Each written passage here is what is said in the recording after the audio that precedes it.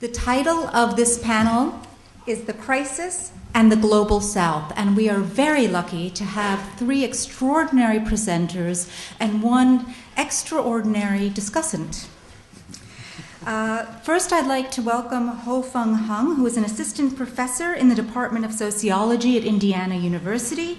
He received his PhD from Johns Hopkins University in 2004, and he publishes on a variety of issues, including contentious politics, globalization, nationalism, and social theory.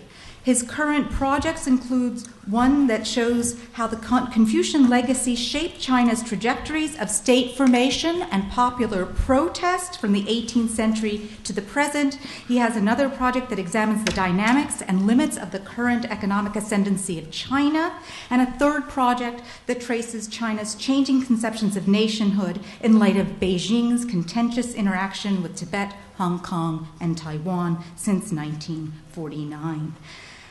He is also the recipient of the 2010 President's Book Award for the Social Science History Association. He will be speaking on In Dollar We Trust, Cold War and China in the Unmaking of the Empire's Money. The next person probably needs no introduction whatsoever. He is known to most of us at Chicago and belovedly missed here. Claudio Lomnitz was a professor here in history and anthropology. His work is on the history, politics, and culture of Latin America with a specialization on Mexico. He has a number of books to his credit. Among them are the following: Exits from the Labyrinth, California, 1992, Modernidad Indiana, Mexico City, 1999, Deep Mexico, Silent Mexico, Minnesota, 2001, Death and the Idea of Mexico, Zone Books, 2005. And he will be presenting a paper entitled On the Question of Dependency. Last but certainly not least is also someone who should be well known to us, or at least many of us, Achille Mbembe, probably one of the most stunning theorists of post-colonial theory in the world. Achille Mbembe is a research professor in history and politics at the University of, here I'm going to have trouble, Witwatersrand in Johannesburg, South Africa. He is also a member of the Johannesburg Workshop in Theory and Criticism and a visiting professor at Duke University. His forthcoming book, one of many, is entitled Critique de la raison nègre, which will be published in Paris in 2010. And his paper is entitled Capital as Image and Spectacle. And again, then we have our very own John Comaroff from the Department of Political Science.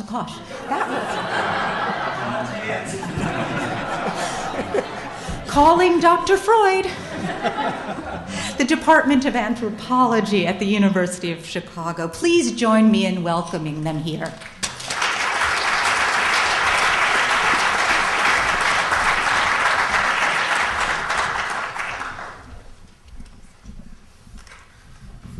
Thank the organizer for inviting me here. That rest assured that I'm not talking about the peasant protest in 18th century China today.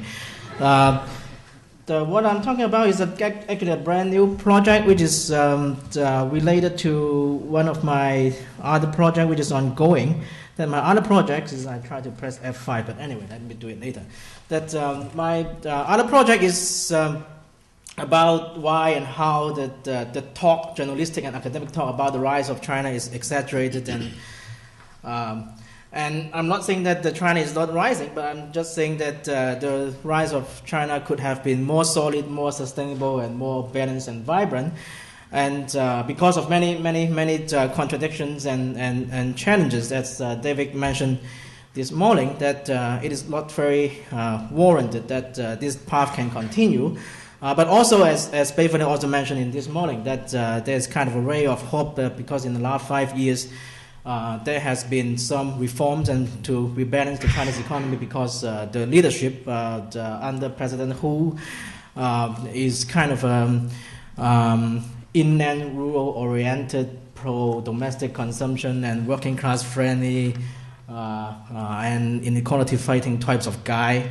So under his leadership, that there's kind of a reform moving China to a more sustainable path. But the caveat is that Again, it is not warranted because there is a leadership transition in 2012. There's one thing that people have been speculating about for a while, and I have been writing about it for a while, and just recently confirmed by WikiLeaks that in 2012 there's a leadership transition, and then the original plan is that the president who want to put his followers, which is another inland rural-oriented, inequality-fighting, working-class friendly guy, to be his successor in 2012. But according to many speculation and confirmed by WikiLeaks, that all of the party elite except Hu himself actually fiercely resisted that succession plan, and then they decided that they have enough of this rural, inland-oriented, domestic consumption boosting and inequality fighting and working-class friendly crap. And so now the plan is that in 2012 there's another.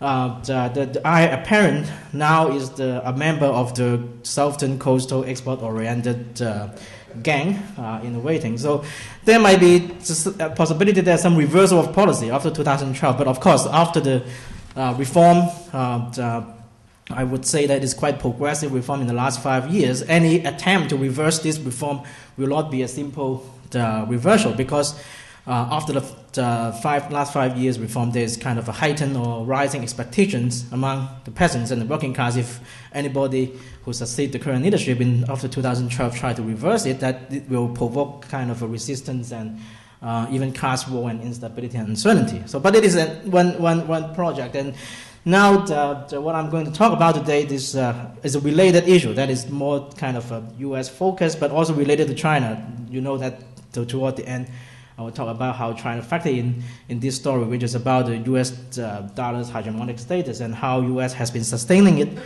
over the last few decades, and how and why China is becoming the kind of a problem and biggest challenge for U.S. to sustain this kind of U.S. dollar's status as the world currency. And so to put it simply, that over the last 30 and 40 years, I would argue that the talk about the decline of the U.S. is exaggerated. Not that it's not declining, it's still declining. What I'm saying is that U.S. decline could have been worse if U.S. dollars did not enjoy the privilege that actually Duncan also mentioned it today, that the world reserve currency status of the dollar provide a lot of leeway and flexibility and privilege of the U.S. to do a lot of things which is impossible if U.S. dollar doesn't have this status.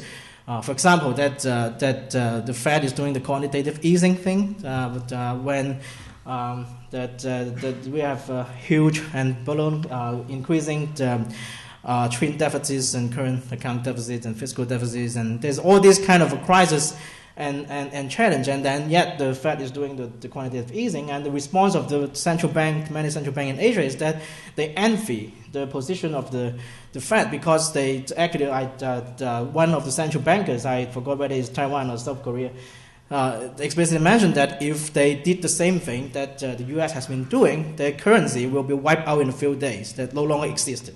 But U.S. can do it because of the world reserve currency status. So it's definitely a big deal. And also, there's a lot of talk about the fact that U.S. is heavily indebted, and compared to Latin America and many countries hit by the debt crisis in the 80s, and people would compare to make this comparison. But the biggest difference often missed is that while most indebted countries in Latin America and Africa during the debt crisis, they are borrowing their money in the foreign currency, which is the dollar. But U.S. is borrowing with its own currency, which is the dollar. So it is a big difference that it cannot be captured by just looking at the percentage of debt to the GDP and all this stuff. And the issue is that how and why U.S. can maintain the hegemonic status of the dollar for quite a long time. Actually, that there has been recurrent talk about the end of the U.S. dollar's role as a world reserve currency since the 1970s. And actually, that my argument draw quite a lot of insight from a book by Susan String, published in 1971, which is The Sterling's and the British Policy. That is basically in the midst of the first dollar crisis, in the midst of the collapse of the Bretton Woods one. And actually at that time there was a lot of talk about that U.S. dollar's privilege will be ended and things like that. But after a while that this talk kind of declined, and then sometimes come back up. And recently that we see some kind of similar talks re-emerging that U.S. World Reserve dollars, world reserve currency status is under threat, and so on and so forth. But the interesting thing is that if you count the years, we will find that how long did the Bretton Woods one last is actually less than 30 years. And now U.S. has been, the dollar has maintained its world reserve currency status and dominant status for nearly $40. So it is already longer than the original Bretton Woods one period. So the question is how U.S. can do it and to maintain this status. So it is just kind of a number of hard data. That's the composition of allocated reserve in foreign exchange of the world. No, this is not from 1990 to 2010. It's from 1976. So you see that actually that it is declining. That U.S. dollar is a kind of a world reserve, the share of total world reserve. But it is not a dramatic, very radical decline. There's ups and downs. 70 drop down to 50 and go back up to 70s, and at the same time that the yen and euro is obviously this. Having some gains and over the years, but again, that this gain is not dramatic. That the U.S. is still more than half of it account for that world reserve currency, and also the second table is about the global foreign exchange market turnover, because in each transaction it involves a pair of currencies. So the total is 201 and 100, but it is a kind of a representation of how much. Percentage of each currency is being used in the total aggregate volume of transaction, mostly in trade in the world. So the dollars actually that it is slowly declining, but not a dramatic decline. So it hold up quite okay until recently. That what I'm going to argue is that actually that the crisis this time is a bit different. That it might. Bring us the last straw or the final challenge to the U.S. hegemonic status of the U.S. dollars, and actually that I'm not quite the PowerPoint savvy as my colleagues. That some of my colleagues, as you know, that can disclose the arrows and box one by one, but I still don't know how to do it. So I have to disclose the graph once and for all to confuse you and. So basically, that according to Susan String, book 1971, that basically she is looking at how the sterling declined to see it as a kind of what is going to happen to the dollar. But it was 1971, and it didn't happen yet as she envisioned. And then now recently that people have start talking about how the sterling decline and then make similar prediction. Again, but anyway, that when she looked back to history, and then it is interesting that she is a political scientist, but so meaning that her conception is that this kind of currency thing is politically determined rather than economistically determined. So she think that there's three criteria for currency to become a kind of a hegemonic currency. You can have any one of it or a combination of three of it. That is first, your currency can become a kind of a hegemonic, or the world widely circulated and use the currency by being a top currency, by enjoying a top currency status, meaning that it is a good buy to the investor, that the value is good and increasing, is not declining, and your country is in good economic shape. That is the current account balance is improving, and it is you are not in the serious problem with the current account balance. So it is the good buy. That if your currency is a good buy, then people use it and buy it, and then so you can become a hegemonic kind of a currency in this way. The other status is a master currency status, according to Susan String, that basically the British rely a lot on this to start the sterling pound hegemony. That is master currency, meaning that you have a lot of colonies or territory that has to involuntarily use your currency because they are politically subjugated to the country that issued the currency, which is British. So all over the British Empire has been using this currency, so it already accounts for a huge amount of transactions there. So the British hold on to this sterling hegemony for quite a long time, so far as they keep the British Empire. And also that the third one is a negotiated currency, which is there's a couple of capitalist equal powers more or less to negotiate what currency to use, and in the end they strike a deal to use certain currency as a kind of a default currency in transaction and reserve and so on and so forth. And of course that it is ideal type kind of argument that low currency can become a hegemonic currency by relying on any of it. There must be a combination of different status. The interesting thing is that the U.S. dollar has been the kind of the top currency until in the 50s and 60s for obvious reason that the U.S. is the strongest economy and fastest growing.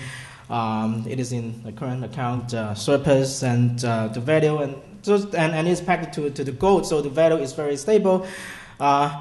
But many argue actually that this recent article is actually exactly using Susan String's these types of formulation to talk about the decline of the dollars, and find that the dollars lost its top currency status, and it doesn't have economies and doesn't have an empire like the British, so it doesn't have the master currency status. So according to one school of thought, that the U.S. Status as the kind of a world reserve currency and the world currency is relying on this negotiated currency status. That is because U.S. set to a deal with its allies in Europe and Japan and its other Asian allies to.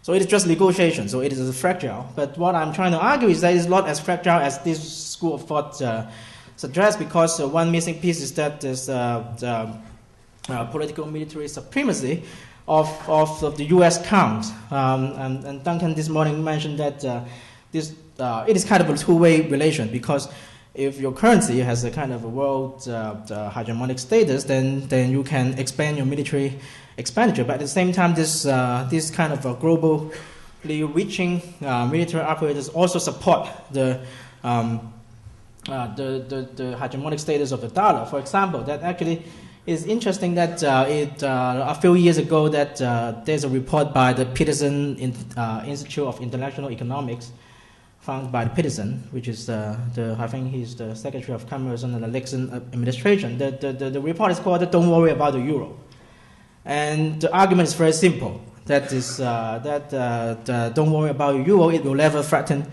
the dollar because the European doesn't have independent military capability. And then that guy even runs some kind of very crude from the standard of the sociologist, of course, a regression, to see the final that there's a positive, strong correlation between the number of troops, U.S. troops stationed in the country, and the role of dollars in that country in terms of reserve and transaction.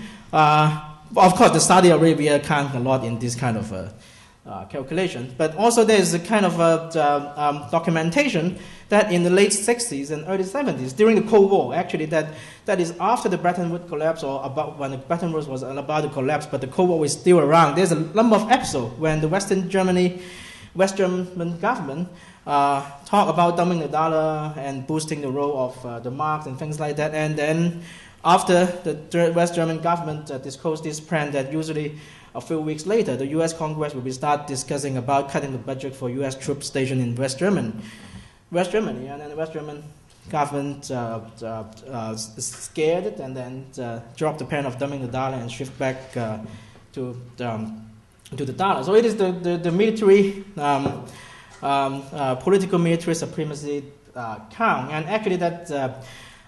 Many countries rely on the U.S. Military for protection. So actually, that even though when at times and again they are complaining about the dollar, complaining about the U.S. current account deficit and so on and so forth, and then they still use the dollar because they rely on the U.S. military. Just like it is very revealing regarding the most recent conflict in Korea, that when U.S. is doing the quantitative easing. Basically, many people be thinking, oh, that is it. That is the last straw, that the U.S. dollar is going to collapse. But if you look back in the movement of the dollar in the last few weeks, and you see that the dollar is going up. It's not only because the European crisis, the Irish crisis, but also once the North Koreans start bombing the few islands on the South Korean side, that the Korean government and Japanese government shift to dollars and to fight for safety. So actually, that is kind of a preemption of alternative also, that it is the Peter Gowan 101, that that after the 1990s, collapse of the Soviet Union, the European start the euro. Of course, that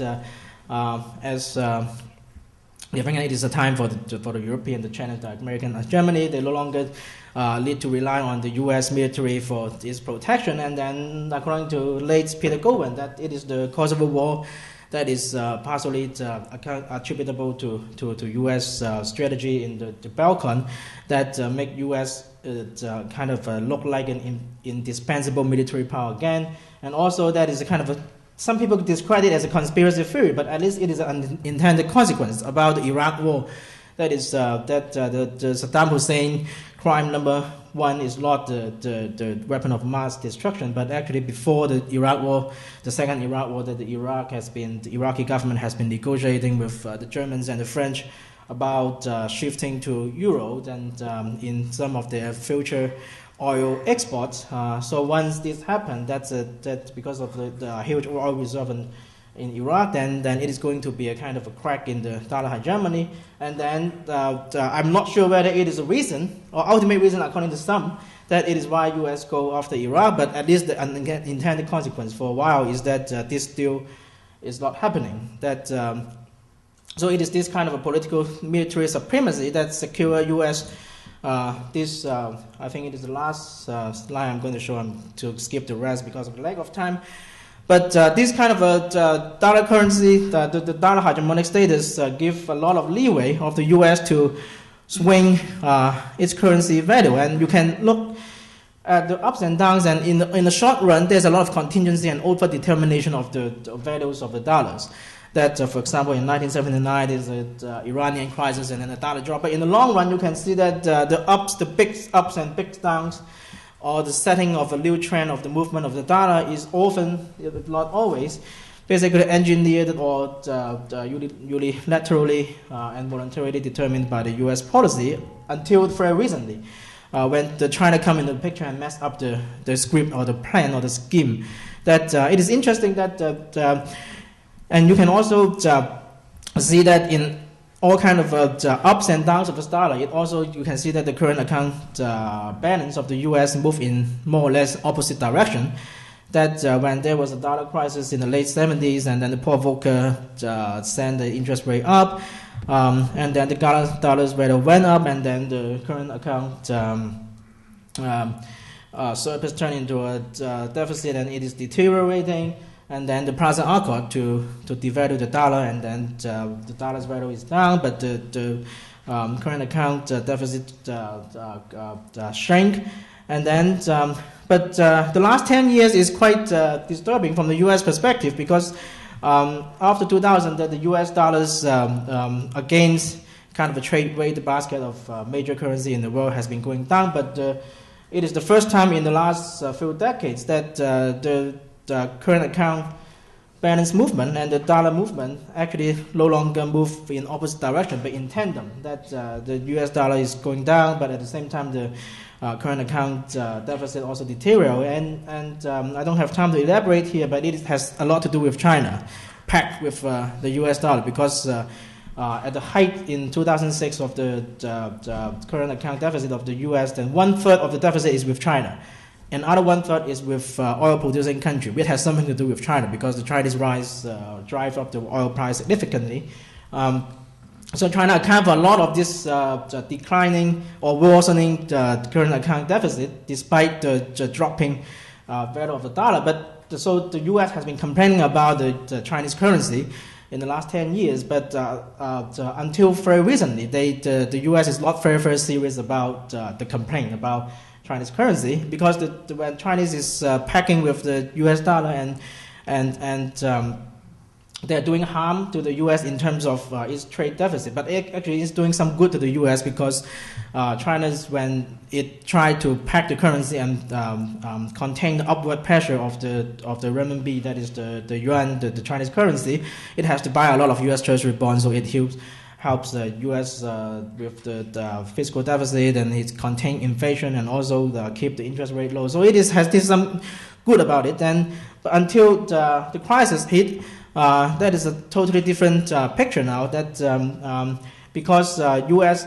Is complaining about the yuan and the Chinese export, but it also worry about the inflation and the interest rate and everything. And when there's a fiscal stimulus under the Obama and Bush administration, there's a lot of worry about inflation and a lot of worry about the interest rate will go up later on and so on and so forth. So that in the beginning of the crisis, the U.S. government officials and including Nancy Pelosi, whenever they went to China, they are begging the Chinese government to keep buying the bonds. They become the salesman of the bond. And but now it seems that the problem is not inflation, at least for a short run, it's deflation.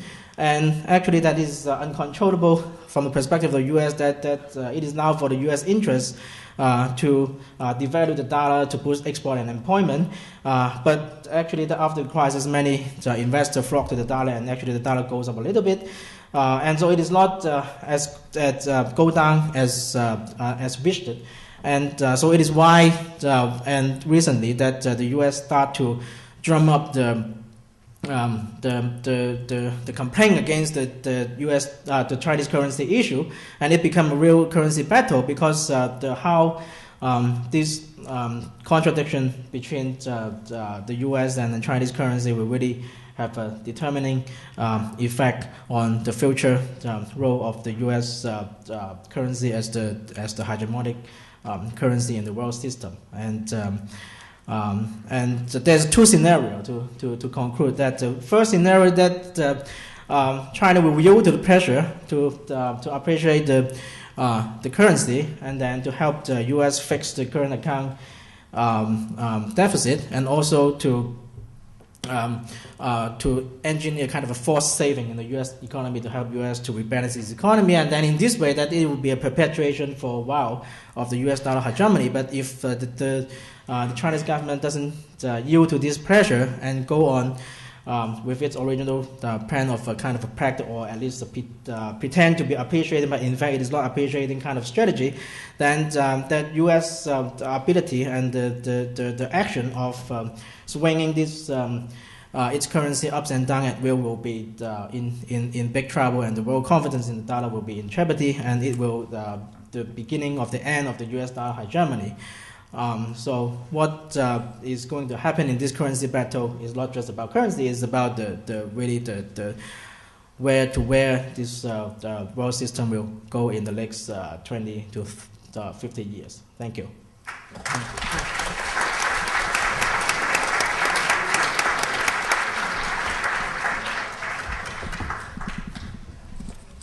There are seats up front if people want to sit down.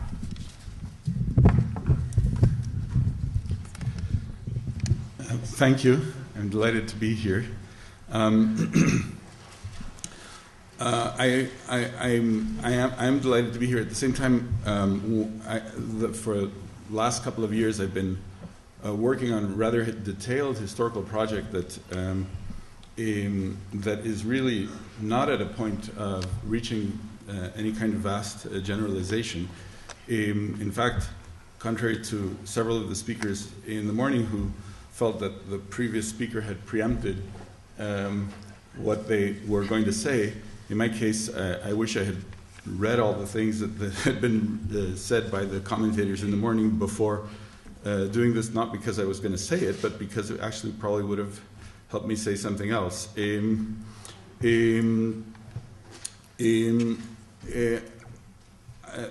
have a little bit of difficulty, too, conceptualizing the whole idea of the global South, and certainly I hope that I'm not taken to be a representative of it, except in some kind of metonymic connection as part to whole or something. But the only real gesture toward wanting to usurp a part of the stereotype of the global South that I had was that I gave my comments to John Comaroff this morning rather than last week. So that's my equivalent of bringing a Mexican sombrero. I'm sorry about that, John. I apologize. I took the subtitle of the conference, reference to economy and society, not so much as an invocation to return to Max Weber, which I think is always a good thing to do, but as an implicit call for a framework in which to conceptualize the political, a category that mediates between the economy and society, and that implies attention to the specificities of the states, the societies that states are meant to manage, and therefore casts a question mark on the analytical utility of categories like Global South or any other form of glomming together a bunch of different polities. When I say cast a question mark, it doesn't mean that there is no utility. Obviously, there's all kinds of utility and productivity behind that strategy. It's just that it's not always necessarily clear what a category like that would do if you're focusing principally, as I do, on questions that have to do with national form, anthropology of national societies, and in particular the question of historicity. Today I want to make an effort to bring the historical work that I've been doing, which is about a phenomenon that I call, in Mexican history, I think of as Mexico's transition to dependency, which is a process that occurred in the 1880s, beginning of the 1870s, up until the early 1900s. And I'd like to bring some of the work that I've been doing from there to try to think about the contemporary problems of historicity, of thinking about where Latin American societies think they are right now in time. In particular, because in my view, and there is something like an epoch which actually does correspond to much of what was said this morning around issues of global history, an era that I think of as an era of dependency for Latin America, which begins roughly, I'd say, around the 1890s, 1880s, 1890s, and I think concluded probably in the 1980s or 1990s. So there is a sense of epochal shift around the question of sustained political relationship that is implicit in the idea of dependency. And I think that this transformation is generating a lot of confusion, and I hope there to be completely mimetic with the situation and generate a lot of confusion myself. I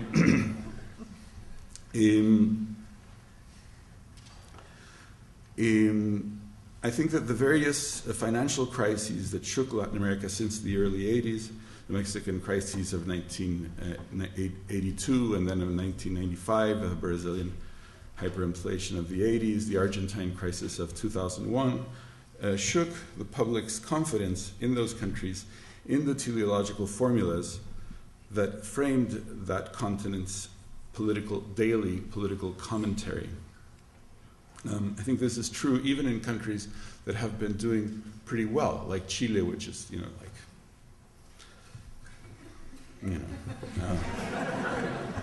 strutting around all over the continent, or Brazil, which is also doing the same in a slightly more,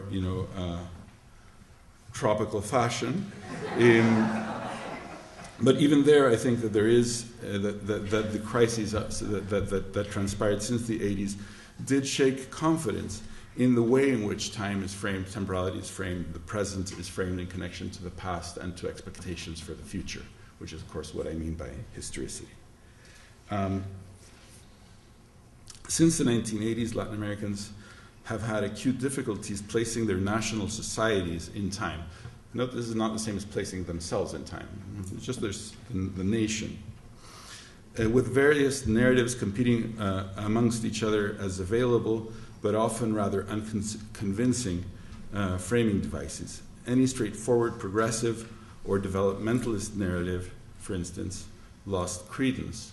The most famous example of this is a piece of graffiti that's been shown around a lot in Brazil, where they have the saying, "Brazil is the country of the future," and somebody graffitied underneath, "and it always will be."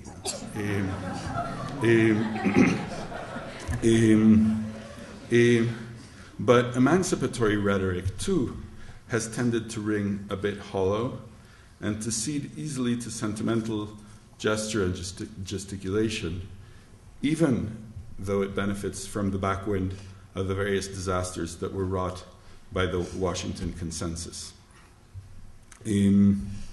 Indeed, Mexican public discussion after the crises of 1982 and 1995 harped quite insistently on speaking from a hard reality in contrast to speaking from the neverland of promised progress or national liberation. And this kind of sense of having learned the true reality has been kind of fundamental to historical discourse, ideas about the collective expectation. I think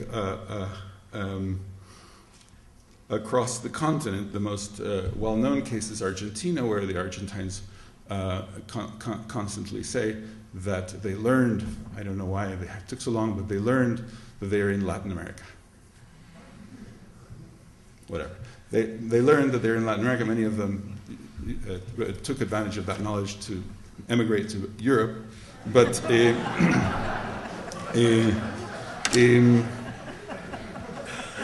but there seems to be a sense, let's say, of positive, firm location. Right? I'm now in Latin America. God knows where I was before, but that's where I am. In the Argentine case, that's a hard thing to absorb.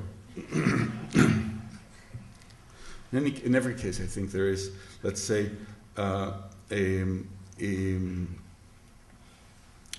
all kinds of appeals to, let's say, hard-nosed realism, and this hard-nosed realism often feeds off of rational choice in the case of political analysts, but also various realist traditions from Machiavelli forward.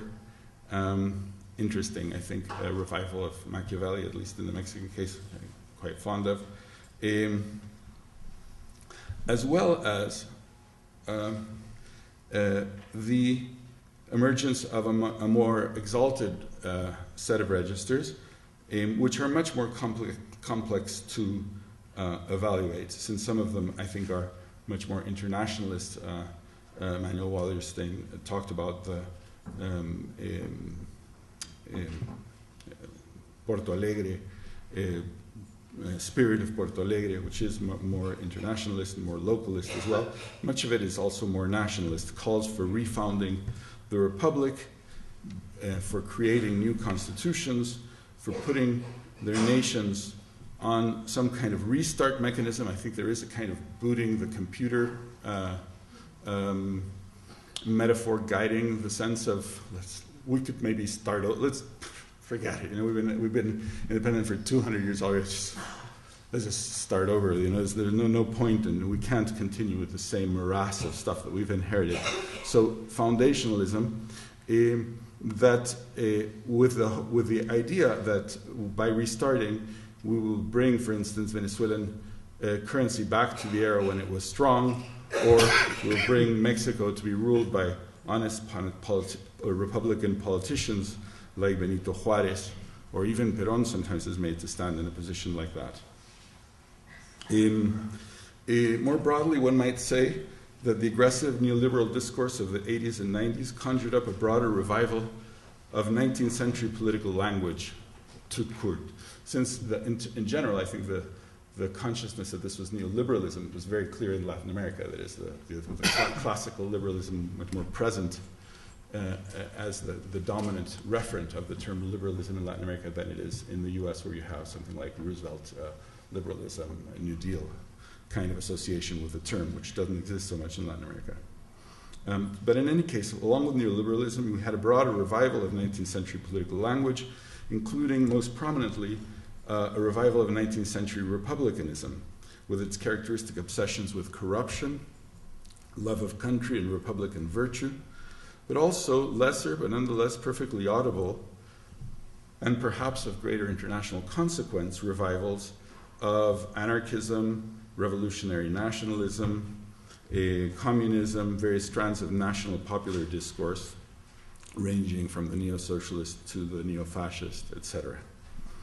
I think that the power of the neo-republicanism over the more internationalist radical formulations is in part connected to one of the phenomena that I think undergird this politics of time, or this issue of historicity of when we are, how we place ourselves in time, which is that with the contraction of the state budgets and the contractions of the economies that occurred in the 1980s and 90s, you had, of course, big scramble for jobs, and the government became what it was in the 19th century, when everyone when I say 19th century in Latin America, I mean it's up to the 1880s,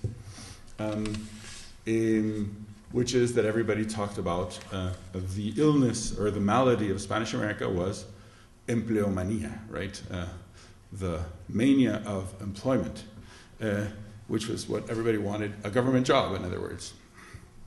And so there's a tendency for the state to go into sort of like a Charles Tilley mode of, let's say, of robbing the population in order to sustain itself. And in moments of contraction, there's a push for state and for legitimating the present around the reclaiming of the state. In short, there's been a contested arena emerging around the location of Latin America in time.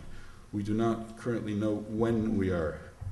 The shakedown of the narratives of development on one hand and emancipatory revolution on the other have opened a field that is oddly 19th century in flavor, resolving the quandary of the contemporary chronotope simply by placing Latin America in a global south category has had only partial success. And I would note that the biggest success in concepts like ideas like global south are in the places that are doing better. That is, you see Brazil with its really thriving intelligentsia, and not as depressed a situation as say Mexico's in currently, which is a kind of funk. You see a lot more kind of global south and grassroots globalization and whole kind of effort to theorize that. And I think the countries that are not as vibrant are doing a little bit less of that. Also, you see some of this shift around the moment you have border issues, international border issues, right? Like Argentina and Uruguay, that the moment they start fighting over a paper mill, then global south starts taking a back seat, a little bit a la Peter Solons's argument around nationalisms being constructed in the dialectics of the borders, and certainly this is very important in the case of Mexico.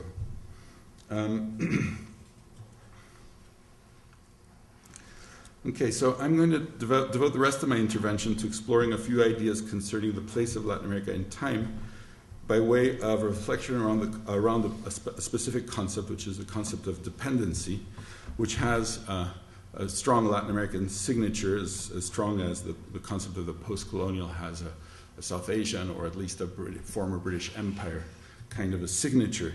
And I think that the reason why the notion of dependency had like a strong hold in Latin America, in part, is because Spanish America in particular has such a long independent and national history, so that by the time that the notions of dependency were being formulated in the 60s, you had this long independent existence, in contrast with many of the Asian and African countries that had only just been independent. Okay, so I only have a couple of minutes, so let me then jump to. Okay. So the first part of the comments that I had were regarding trying to revamp and historicize the idea of dependency as something that is actually more peculiar to a shorter span of time than the original formulations of dependency theory conceived of. In some way, the notion of dependency, which implies the routinization of a relationship of power, in other words, it implies domination. Dependency implies a relationship that is predictable into the future, right? This situation didn't really hold, in my view, in the first, let's say, 5-6 decades of Republican history. That is, after independence around the 1820s up until around the 1870s, 1880s, first 50, 60 years of a period that I think can really properly be called post-colonial history, was a period where I don't think that the term dependency is very apt, because what you have, you don't yet have a national ruling classes, really. You don't have integrated markets by and large. And so as a result, you have a lot of political instability at the top, which is sort of the stereotype of the Spanish-American Republiqueta, or later Banana Republic, that you're going to have a coup every year or every 18 months. So you don't have stability at the top, whereas you have a tremendous level of stability in regional and local elites. So this tension between instability at the national level, stability at the regional level, doesn't lend itself to routinized long-term relations of investment, subordination, superordination. I think that's reflected in the predominance of gunboat diplomacy in that period. That is, you have gunboat diplomacy is much more like extortion than it is like dependency. You don't have this kind of routinization. And it's also reflected in the difficulty of getting the infrastructure built in those countries in order to get sustained relations of extraction and of capitalist development. The best example that I know of is the case of the Mexican railroads. The Mexican railroads started, which the first line was Veracruz to Mexico City, key line for the whole country, Veracruz being the main port on the sort of Atlantic seaboard. The project for that started getting built in the 1830s, and the train was inaugurated in 1874. Okay, so you have a 44-year period there for laying down whatever it is, 200 miles of track. I have a quote, it's a delicious quote that I can't resist citing because it's the best part of the paper since it's not mine, from Francisco Bulnes, a writer who I'm very fond of, who rode the train in 1875 when he was 25, that is just a few months after he inaugurated it, and he wrote in a travel narrative, he says, "My whole life I've heard talk about three things: the sacking of Troy, the revolution of 1789, and the Mexican Railroad." So, in other words, this period before I don't think can legitimately be called a period of dependency. And what you have is a transition into a much more routinized relationship that occurs around the 1880s, 1890s. And then its theorization around the aftermath of the Great Depression and the Second World War, which was, as was said this morning, was an era of relative development in Latin America, where you start getting then a tension between quite good economic growth on the one hand, and on the other, let's say, both reliance and tension with the connection with the United States, which was really forged, as we understand it, around the beginning of the 20th century, 1904, the kind of reconfiguration of the Monroe Doctrine, where the United States becomes the guarantor of all foreign capital in the hemisphere in exchange for disallowing any foreign intervention in Latin America. So that's the period of dependency, and that's really what starts coming apart in the 80s and 90s. And what is it that produces? Okay, and here I'll finish with this. The crises of the 1980s, 90s, and 2000s brought down this image of dependency together with its chronotopes. And the chronotopes of dependency is what's interesting is that you have, on the one hand, what the theoreticians of dependency said, which was what the most radical thing that they said was, dependence, underdevelopment is not a lack of development, it is a form of development. So when they say this, what they're saying is they're asserting radical contemporaneity, right? Whereas the image of dependency as a chronotope involves that your present is my future, right? And here there's an assertion of radical contemporaneity, but at the same time that there's assertion of radical contemporaneity, the regimes that are modernizing regimes from the end of the 19th century forward also have to deal with the problem of catching up. Because in fact, from the 1880s forward, at least Mexico, not forward all the way, but for about 2 or 3 decades, Mexico starts at last growing even at a faster rate than the United States. So there's a catch-up chronotope that does imply being, let's say, later, and there's a simultaneity chronotope, And the coexistence of those is, I think, the condition of dependency. We have I'm doing a little bit of some of this because first, what you have, and this is much more strongly connected to the Bush years, that since September 11, you start getting a very strong sense that Latin American opinion no longer really matters. I happen to think that's a good thing, but if you look at the history of opinion, Latin American opinion starts mattering on the world stage in World War I. Before World War I, it was absolutely inconsequential. It starts mattering much more in World War II and then during the Cold War. So you have, along with the industrialization of Latin America, the rise of Latin American opinion.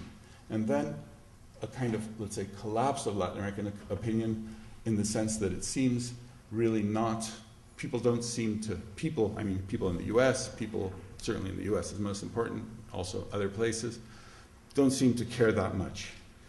So there's a kind of inward turn, which I think is a new thing. A second thing is the revival of 19th century obsessions with rule of law, transparency, and a kind of anti-political animus. This I see as less positive. You have then the sense that these republics have gone down the tubes because of corruption, right? It's a very bizarre thing, but there it is. It's anthropologically interesting. I mean, if ever there was anything that's anthropologically interesting, it's this suffusion of the conviction that corruption is the cause of everything. But along with this conviction, you have then the idea of transparency as a new kind of global form, global idea, and transparency as an idea in the end that kind of eviscerates the possibility of politics. I'm going to conclude there. Sorry about this. Okay, so let me just.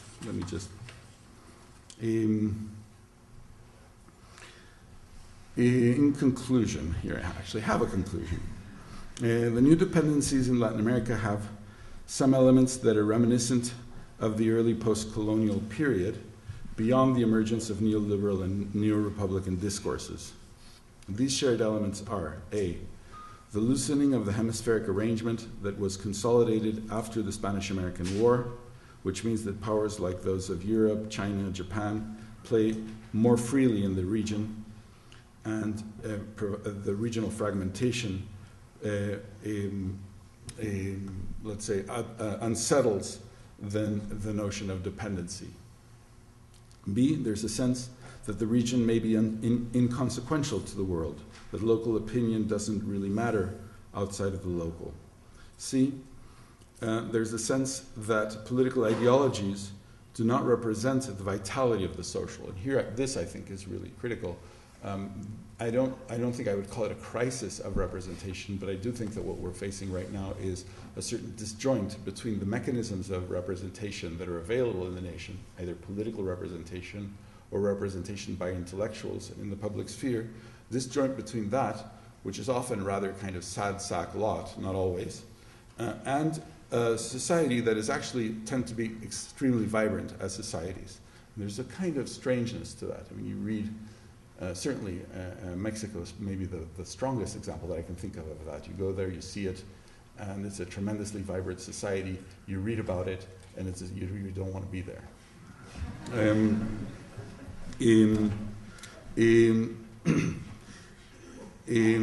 On the economic plane, the implications are also haunted by the shadows of the pre-dependent era.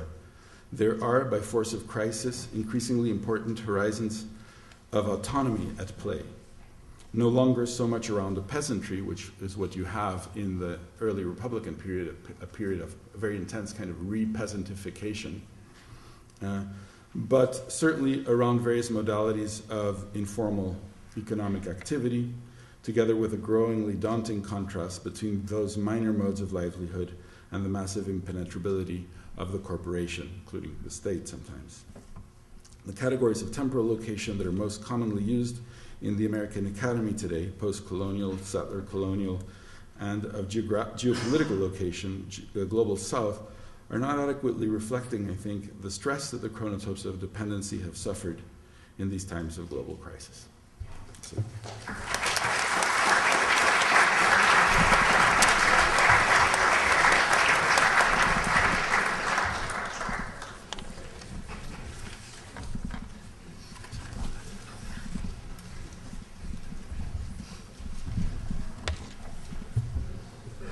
I have to apologize for the quality of my English. I have been living for the last 20 years among English-speaking people, yet I find myself unable to speak like them.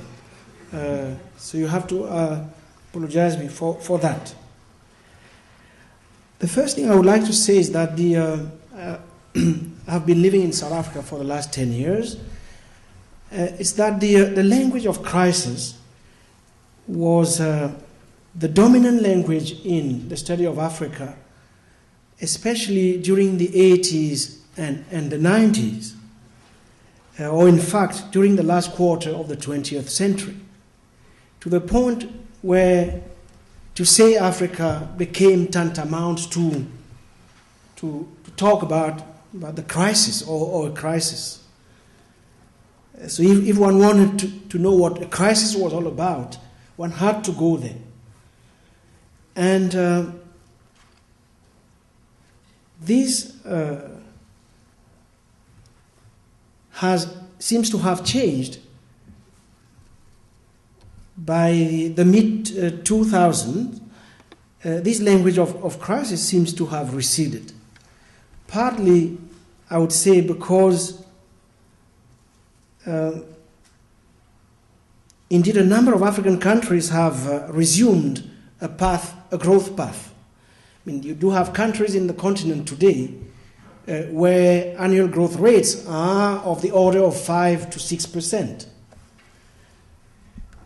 But it is a growth that does not seem to create jobs or to diminish inequalities. In fact, it seems to fuel joblessness and inequalities.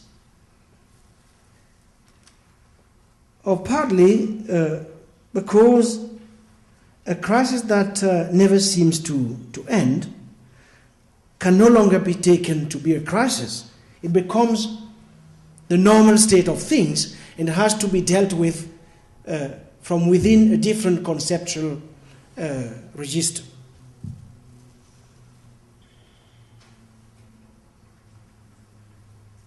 But let me just add that, in fact, what we have seen of late is the paradox of a continent that is, as I have just said, experimenting with, at times, high growth rates, which go hand in hand with crisis. High growth rates that are fueled especially by an economy that remains extremely extractive, extraction within specific sets of enclaves, and a form of capitalism that is very predatory, a form of capitalism that allows for a whole variety and forms of warfare, but in which war is at the same time work. That war becomes a form of work. And an economy in which privatization goes hand in hand or operates in the midst of dramatic privation. So, a combination of privatization and privation. To the extent then that when, let's say, Africa is really, in that sense, I would say, a perfect laboratory for the future. In the sense that, as John uses to say, the world is, in fact, catching up with Africa, rather than Africa catching up with the world. In any case, when it comes to the ways in which capitalism today seems to operate, if we take into account what the previous speakers told us. But frankly, I don't want to go in that direction. I would like to suggest for discussion something totally different. I told you that I live in South Africa. In 1994, South Africa successfully made a transition from apartheid to democracy, and since then the country has embarked in what some call a second transition from democracy to global capitalism. Now, a very significant milestone in this process has been the hosting last summer of the FIFA Soccer World Cup, which is also known as the greatest show on earth.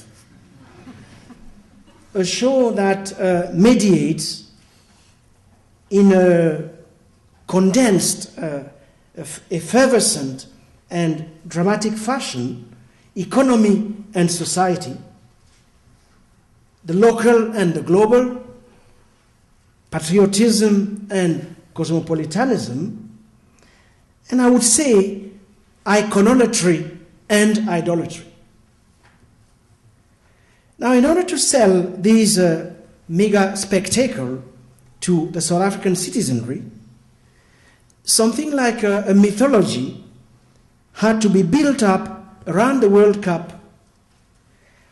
And this mythology centered around the 6 benefits that the state promised would accrue from hosting it. Some of these benefits being purely material and others purely immaterial.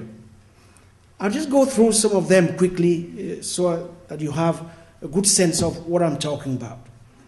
The state promised that hosting the World Cup would, first of all, promote economic growth. Second, that it would stimulate urban redevelopment. Third, that it would intensify job creation and infrastructure development. Fourth, that it would spread confidence and consolidate nation building, a term which in South Africa basically means the possibility to overcome the legacy of race antagonisms. Fifth, that it would enhance peace and security and contribute to the African Renaissance. And sixth, that it would endow South Africa with, I quote, a permanent developmental legacy. Now, a week before the opening of the tournament, it was clear that the country had fully bought into this promise, in the sense that the entire country was caught in a collective frenzy, feel-good rainbow nationalism, and there was really a general public excitement in the entire country, in cities, in the rural areas, everywhere. And of course, for a month, we did not go to work.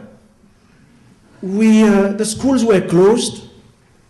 We moved from city to city, watching games after games, which I have to say is quite an exhausting exercise in itself, involving, we don't usually realize this, a massive expenditure of psychic and affective energy, as the teams one supports keep being knocked out, and you have to change your allegiances. I watched some of the games with John and Jean, who is not here. It was exhausting. Of course, we went on the streets, went to the stadium, sporting national colors, blowing, I'm sure some of you know about this, the vuvuzela. And one really interesting thing is that South Africa, and especially Johannesburg, is known for its terribly high levels of criminality. Crime went down as if all the criminals had gone on some kind of patriotic strike. And by all accounts, the event was extremely successful. And emotionally, we got out of the World Cup proud of South Africa. And wondering how it could be that the huge amount of expertise accumulated throughout this preparation of this event could be mobilized in other areas of life, such as the struggle against poverty, in matters of education, healthcare, and so forth and so on. And indeed, we also saw some very beautiful games at times in a total state of euphoria, such as when South Africa scored the first goal, or when John and I and some friends were attending the other game when Ghana knocked off the USA. And then we went into terrible depression when the same Ghanaian team lost against Uruguay in a way that was totally unjust or unfair.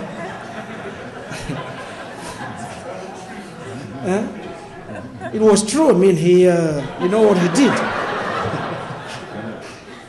So I can't say that the Global South and the solidarity in the Global South gained a lot that evening. But we also learned to be good losers, because we knew all along that, of course, South Africa would never make it. So, look, and I ended up in a position where, of course, thinking, okay, if it is true that soccer is the opium of the people, so give me more of it. Now, coming back to earth, of course, it's clear that the overwhelming percentage of the economic benefits that have accrued from this sporting event have gone to an elite grouping of private entities, while most spending has come from the public purse. I could give you the figures. Private South African construction companies made billions and are still, I imagine, laughing all the way to the bank. Meanwhile, the more or less 75,000 workers, casual workers employed in construction, most of them are now out of jobs. FIFA made massive profits, most ever for any World Cup, which means, of course, some pocket the booty while others pay the bill. I could go on and on this. Why is it that I am talking about the World Cup?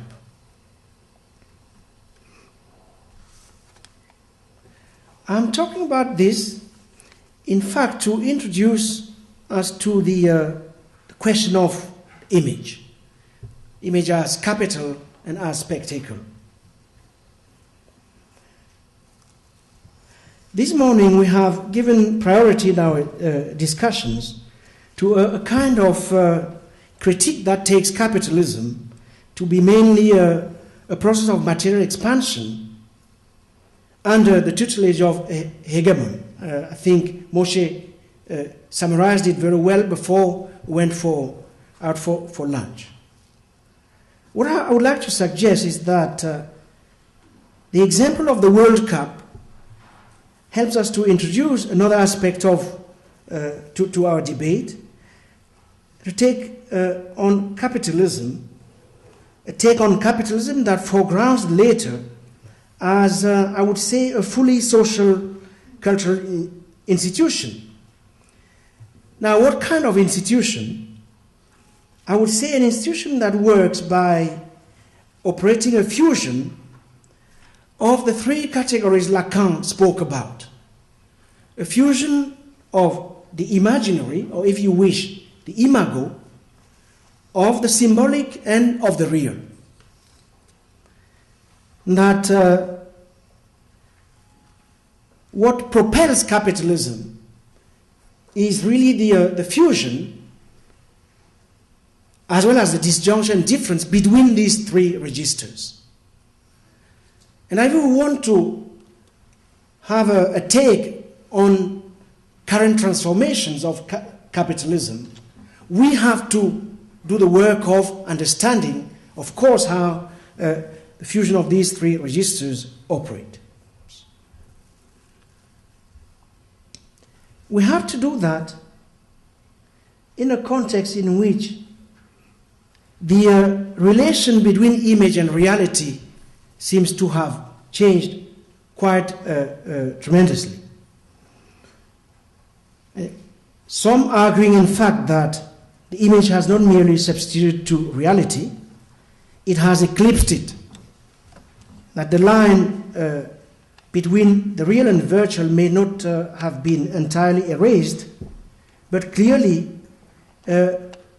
we are witnessing a crisis in the logic of representation, if not the utter implosion of that very logic.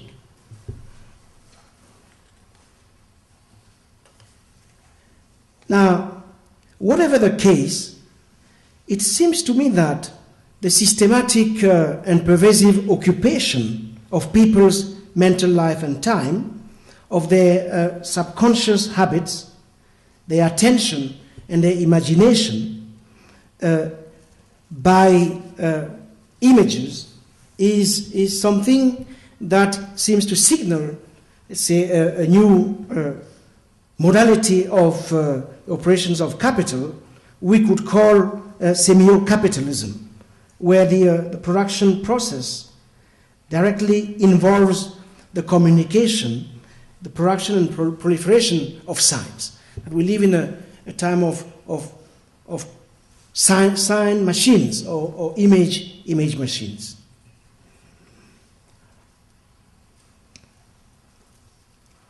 But I would also like to suggest that, in fact, more importantly, that it's using the World Cup example, we live in a bifurcated world, a world which itself, on the one hand, is conceived of as a large, huge arithmetic problem, in which events and things are conceived of as a system of numbers, point Zimmel made long ago. And on the other hand, an age characterized by the primacy of experience as faith, especially faith in technology, technotheology.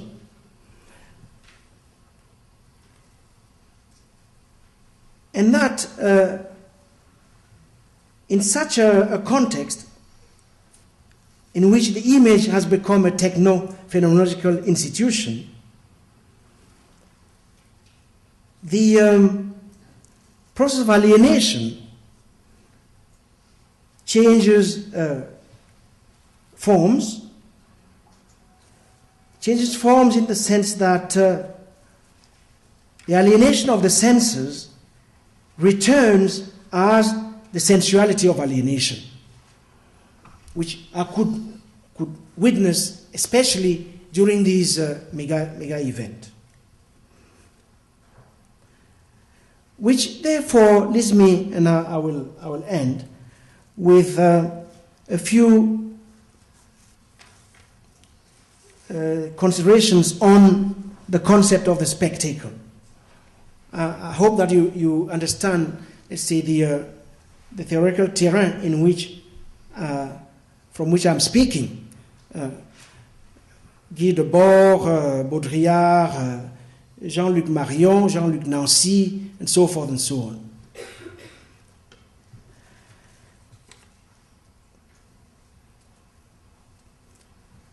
Okay, so a few things on the spectacular. I won't go through the concept of the spectacular.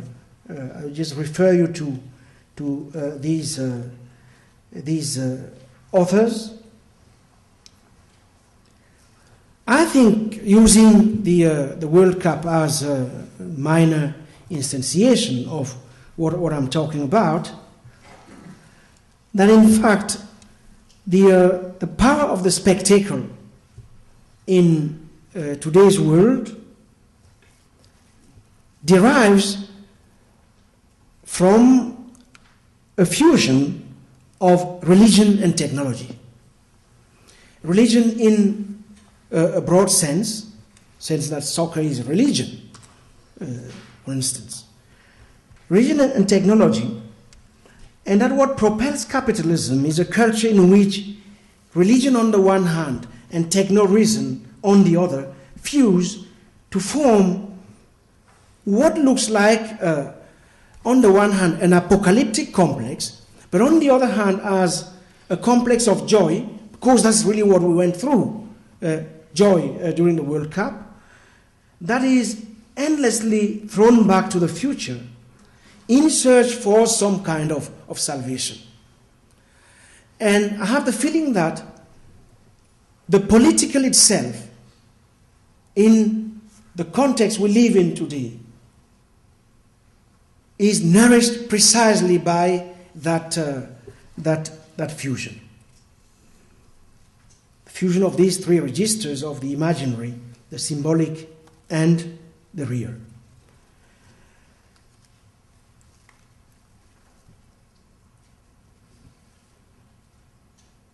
All of that at a time when, and I will end it here, we have to read all of this along,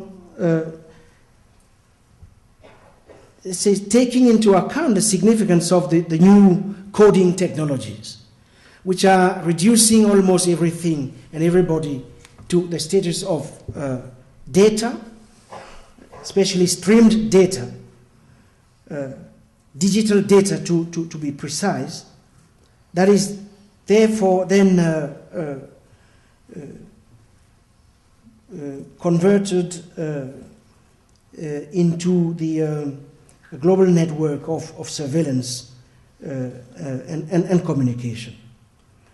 So I will leave you with these strange techno-religious utopia, in which the image, of course, is absolutely central, and suggest that if we want to understand the transformations of capitalism today, we have to add to the structuralism,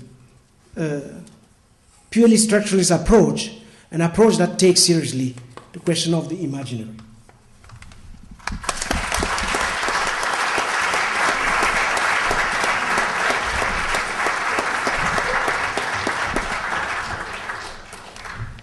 What to say, Achille? My World Cup runneth over.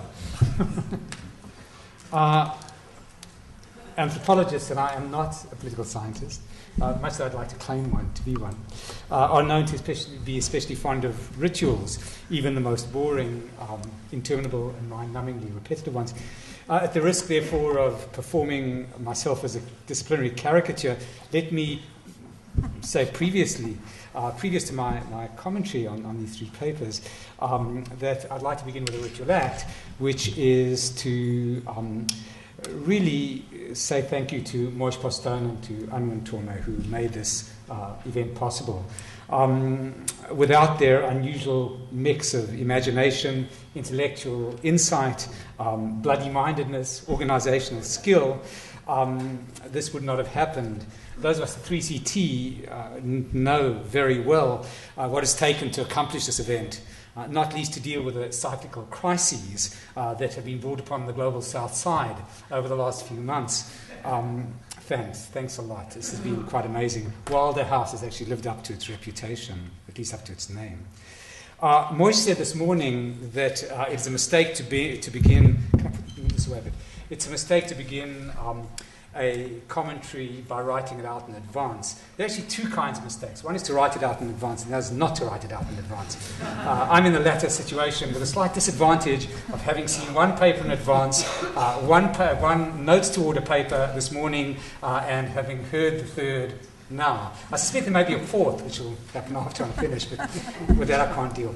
Anyway, I don't pretend to offer a coherent commentary on these three presentations, although I shall try to weave something of a counterpoint among them in the course of a narrative, wrought more in response to the topic of the session than anything else, to wit, the crisis and the global south.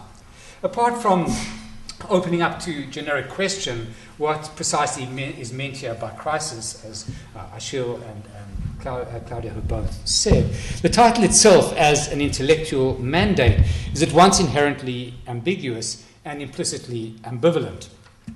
On one hand, it may be taken to pose the question of the imbrication of the global south in the crisis of 2008 and its aftermath. Put another way, what precisely have been the effects of this moment in the history of the present on what we may call, with apologies to a certain prince, the world formerly known as Third. Ho-fung and Claudio tend to address the first question, Achille the second. The second is this. The title invites us to think about the current moment from the perspective of the global south. Not so much to look at its effects on, but rather to read it from. And from, in respect of the latter, from the global south, 2008 looks remarkably different to the way it takes on its appearances in Europe and America. Recall some of the things that David Harvey and Doug Foley said this morning. One only need to invoke, for example, the widely reported fact that in 2008, the great year of crisis, capital inflows to Africa rose by 16%, when they dropped in the rest of the world by 20%. Or that $1,000 invested in the Nigerian or the Kenyan stock market at the start of 2010 would have yielded $150, 15% over the first 6 months, while at the same time an investment in almost any S&P stock would have lost you money. Similarly, that West African banks, for example, especially Nigerian banks, have seen their share of euro investment explode over the last couple of years that have seen some major Western banks actually taken over by Southern and Eastern holding companies, like Singapore Inc., for example, via their appropriately named sovereign funds. No wonder, then, that some Brazilian economists, as somebody this morning reminded us, speak of 2008 as not being a global crisis at all. In fact, of being a rather parochial northern affair, an adjustment in Europe and America, and certainly not anything that might be read as worldwide. That may be something of an overstatement, but nonetheless it does point to perspectival differences. Now, this is not to say in any simple sense that the global south, particularly Africa, became wealthier, or have become wealthier over the past couple of years. Indeed, unless one operates in the abstract, empty, and rather tyrannical world of large numbers, it's very difficult to know what becoming wealthier means in circumstances that have seen rising Gini coefficients, that have seen major losses of jobs, which have seen very bitter politics over subsistence, which have seen a dramatic sense throughout much of the global south, and especially Africa, of an epidemic of human disposability, where in effect the edges of life are not that far from the edges of death. And this is, of course, the contradiction to which Achille was referring a moment ago, the doubling of the notion of a global south in which capital flourishes, in which the corporate world does extremely well, in which the axis of state and capital managed to create very high levels of sovereignty for deregulated corporations. And indeed, we had the discussion this morning of what is happening to the land and agribusiness, where, for example, Korea now situates almost its entire agrarian production in the Sudan. These are very complex worlds in which talk of becoming wealthier is really a capital-centric notion of reading large numbers into complex worlds. The point, though, in all this is that reading 2008 and its aftermath from the global south presents us with a number of interesting challenges of theory.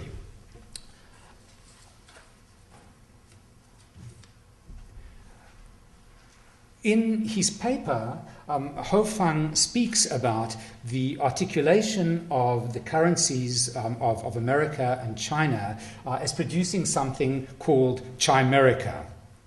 An articulation that in fact makes the mutual interdependencies very clear indeed. Of course, it should probably be pronounced chimerica and maybe chimerica obscura, in that it represents a fetish that reveals more than it conceals. What it reveals, in effect, is that 2008, insofar as it is readable from the Global South, is a story of articulations, of the fact that, and this runs to the heart of Claudio's dis-ease with the notion of the South at all. The North is becoming more South, the South is becoming more North, and both are becoming really caught up in a series of synapses that make it extremely difficult to separate them at all. A parenthesis here. If we were to interrogate the effects of 2008 and its aftermath on the South, the first of the two ways of taking the title of the discussion, we'd emerge with a bewilderingly complex picture.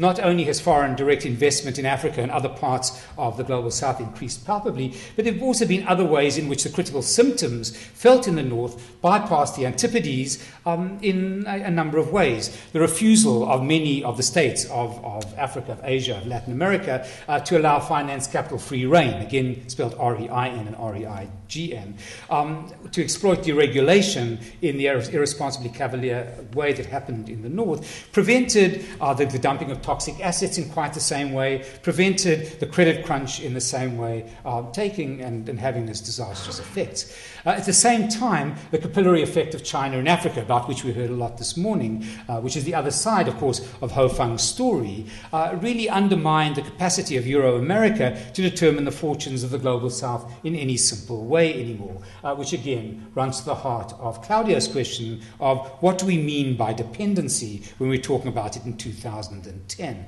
It certainly does not look like dependencies of earlier eras. Perhaps it wasn't so much in the joke of the time, socialism that rescued capitalism, but the Global South that rescued the Global North. In so doing, make very clear precisely how and how complex the articulations of the two worlds have become. But I want to focus on another dimension of the crisis for now. And it is this.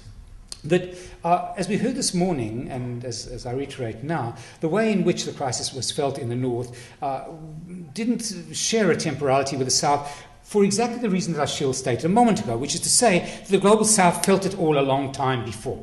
That the impact of structural adjustment, the impact of the Washington Consensus, worked itself out in the Asian debt crisis, in any number of failures in Africa, in Argentina, in Mexico, long before it made itself felt in the Global North, which suggests that, in fact, what this crisis is not a crisis at all, but a long process in the unfolding contradiction of capital that works itself out more dramatically and earlier on in the South than it does in the North for a number of reasons. Partly having to do with the heritage of colonialism, partly having to do with the openness of African, Latin American, South Asian economies to rapacious capital, precisely by virtue of not having been protected after the end of the colonial age in the ways that were promised but never delivered, and that made them open to the predatory dimensions, the predatory processes of capital with which Claudio was concerned. What this suggests, in other words, is that the Global South saw this crisis and saw it coming earlier, saw it coming very dramatically, and in fact lived through it such that it looks back now and really does see the North catching up with it in this kind of strange counter-evolutionary temporality. And in that sense, the notion of Africa as perpetually in crisis once upon a time, Africa no longer in crisis now, really represents two moments in a long maybe not so much a longue durée, but somewhere between the middle term and the short. What this suggests, in other words, is that, in effect, the sort of global unfolding of contemporary capital is representing itself by virtue of working out its contradictions in the South and re-importing them to the North. And indeed, this has occurred with forms of deindustrialization, efforts to reindustrialize. It has occurred with experiments in various forms of post-neoliberal governmentality, and so on. Indeed, if one reads, for example, Stieglitz's account, written in 2009, 2001-2 of the Asian debt crisis. His analysis of why the forms of bailout that were offered were so disastrously wrong, why they perpetuated rather than resolved the struggle, why they attended to the bailing out of banks and not the creation of jobs. It reads very much like 2008 in America and in Europe. In other words, the diagnoses of what occurred in the South earlier on read as it were, a pre-diagnosis of what was going to happen in the North. The only mystery, of course, from the perspective of a critical theory, is why the global North didn't get it. Why, in effect, all of this stuff was happening. And there were plenty of commentators that were making the point. Why, in effect, we didn't anticipate precisely what the contradictions of capital would look like when they returned home. Why, in effect, we can hear the former director of the US Treasury saying, oh, we got it wrong, and move on to the next diagnosis of the history of the present. Of course, part of the reason for the fact that the Global South has felt the crisis before the North and indeed anticipated it had to do with the fact that and the contemporary moment of capital, with its emphasis on flexibility, with its emphasis on exporting its working classes to outside of the North, to areas in which citizens can be paid less, aren't protected, and in fact are subject to various forms of legal violence, is a familiar story, and we needn't reiterate it. But what this did do was to have two very palpable effects, at least from our perspective, and they run to the heart of the three papers. One was to open up to analysis a very clear, as it were, laboratory of the social and political effects of what was going to happen as the crises of contemporary capital worked themselves out. And it's that I'd like to pay attention to in the remaining time I have. It is to the social and political implications and not purely to the economic. We've heard a lot about the latter this morning. After all, if we are to take Emmanuel Wallerstein's challenge of this morning seriously, that is to say, how does one actually arrive at a practice, at an emancipatory politics that, in effect, takes on the challenges of the present moment, it is not purely to its economics that we ought to be paying attention. It is equally to its sociology, to its political science, indeed to its totality as a formation. Now, this is where, most directly, Achille and Claudio's interventions present challenges to us. There are any number of diacritica that have been perpetually remarked about the contemporary age of neoliberalism in its social, political, ethical, moral dimensions, cultural dimensions. One, of course, and we heard remark of it this morning, has been the progressive erosion of political society, what Claudio has called the anti-politics, the predatory politics of the moment, which has had the effect throughout much of the global South and increasingly in the global North of de-democratizing politics sui generis, of thinning out the political sphere to the extent that democracy becomes basically about elections, about electoral politics, the equivalent, as it were, to politics that shopping is to economics, the allocation of the scarce resource, a vote among alternative ends, which turn out not to be that alternative all the way along. De-democratization has been a very powerful corollary of structural adjustment in the global South, particularly as more and more capital and the state have closed down room for democratic anti-politics of one kind or another, for insurgent politics, simply by not merely outsourcing the functions of government, but placing them in the private sector such that counteraction against them is criminalized. In many parts of the world, actions against, for example, the privatization of primary resources, of water, of housing, of land, etc., become acts of simple criminality and therefore become depoliticized. What that means more and more is that, in effect, class struggle is displaced into the courts, into the domain of the criminal law, and indeed, if it is to have any civil dimension to it, into the domain of class action. Lawfare has become, as it were, the alibi of much of contemporary politics. What this has meant has been an evacuation of not merely of democracy, but a species of criminalizations of poverty, criminalizations of race, criminalizations of counteraction of one kind or another, leaving very little room for any form of counter-politics at all. And I hope that as the weekend goes by, we can talk more about this, because in effect what it has produced are alternative forms of politics that, again, Emmanuel asked us to think about, which involve the nature of life itself, which involve new forms of populism, which involve forms of identity politics, themselves deeply complicated things, because identity has become as commodified as any other aspect of the image economy of capital, and so on.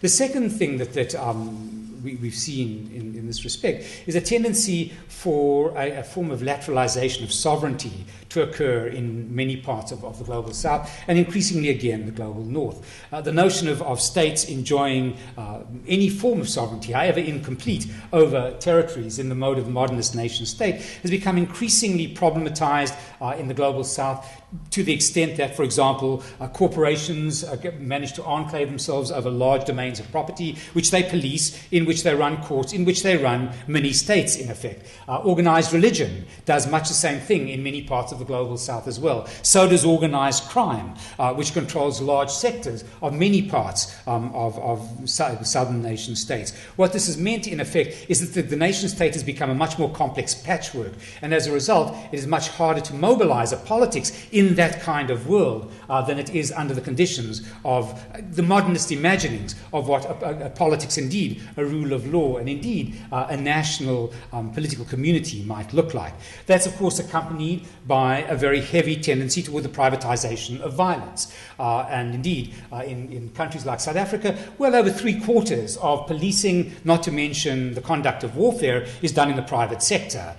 Shadows of America, 66% of America, American policing is done in the private sector, and as we know, increasingly its wars are fought in the private sector. Again, the impact then on accountabilities, on the possibilities of a politics, on indeed the way in which capitalism itself grounds itself in violence, in the law, in warfare, change their nature fundamentally. And with that often goes a gradual erasure of the line between business, between legitimate business, organized crime, and the state itself, which is precisely why there is such a large degree of panic, as Claudio has mentioned, with the question of corruption. What can you trust? Who, in fact, is crime? Who is the state? What is the private sector? Is constantly something that presents itself throughout Asia, Latin America, South Asia, and indeed, increasingly, of course, in the global north as well. Recall, recall the fact that not very long ago, the entire European Commission was had up on fraud and corruption charges. All of this, of course, has expressed itself in increasing measures of inequality, in rises of informal economics that we barely begin to understand, but most of all in economies of representation, which takes us, alas, finally to to Achille's intervention and the question of signification, representation, and semio-capitalism. Indeed, the nature of, and I'd love to spend some time on the World Cup, but alas I can't, because fee finance capital turned out to be an extraordinary phenomenon, and yes, we were all seduced by an affective economy that we knew was robbery from beginning to end. But that raises a very sort of general question about the nature of the political, the nature of legitimacy, and the nature of subjectivity. If we are all part of the seductions of capital in this kind of way. If we all can stand here and talk about its corruptions, if we all can stand here and talk about the counterfeits and the misalignments between signifiers and what they're supposed to represent, if we can all talk about the suspicions that arise between the sign and signifier, between images and reality, wherein lies the emancipatory moment of disclosure?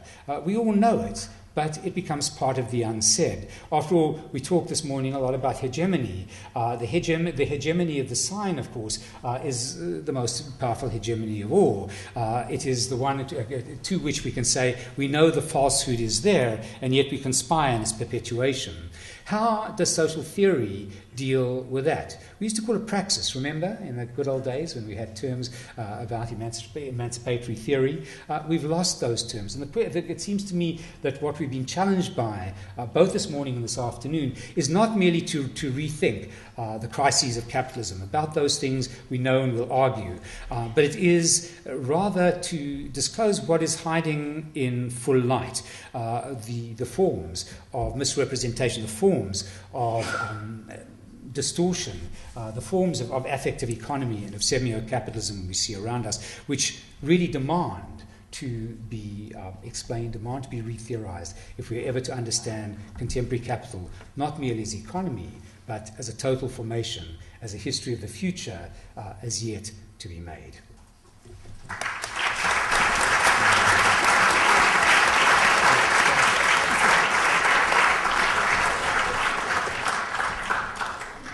We now have plenty of time for questions, so please feel free to come up to the mic and ask your questions to one or more of the presenters. There are also, for folks in the back, there are seats up front.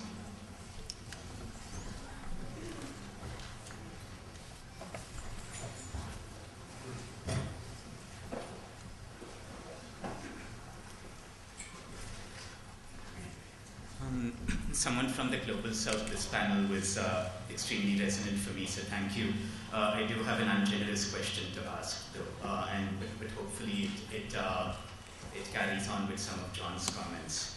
Right? So I'm just thinking that if we do want to think about a praxeology of the kind of intellectual work that Emmanuel Wallerstein was calling for this morning, then what's at stake is coming up with a method that's adequate to understanding the global dimensions of capitalism, which is difficult because capitalism per se is an extremely slippery thing. Marx himself never talked about capitalism, he talked about capital or political economy. And so capitalism itself is something that's very hard to analyze. What is easier to analyze are the histories and geographies of capital.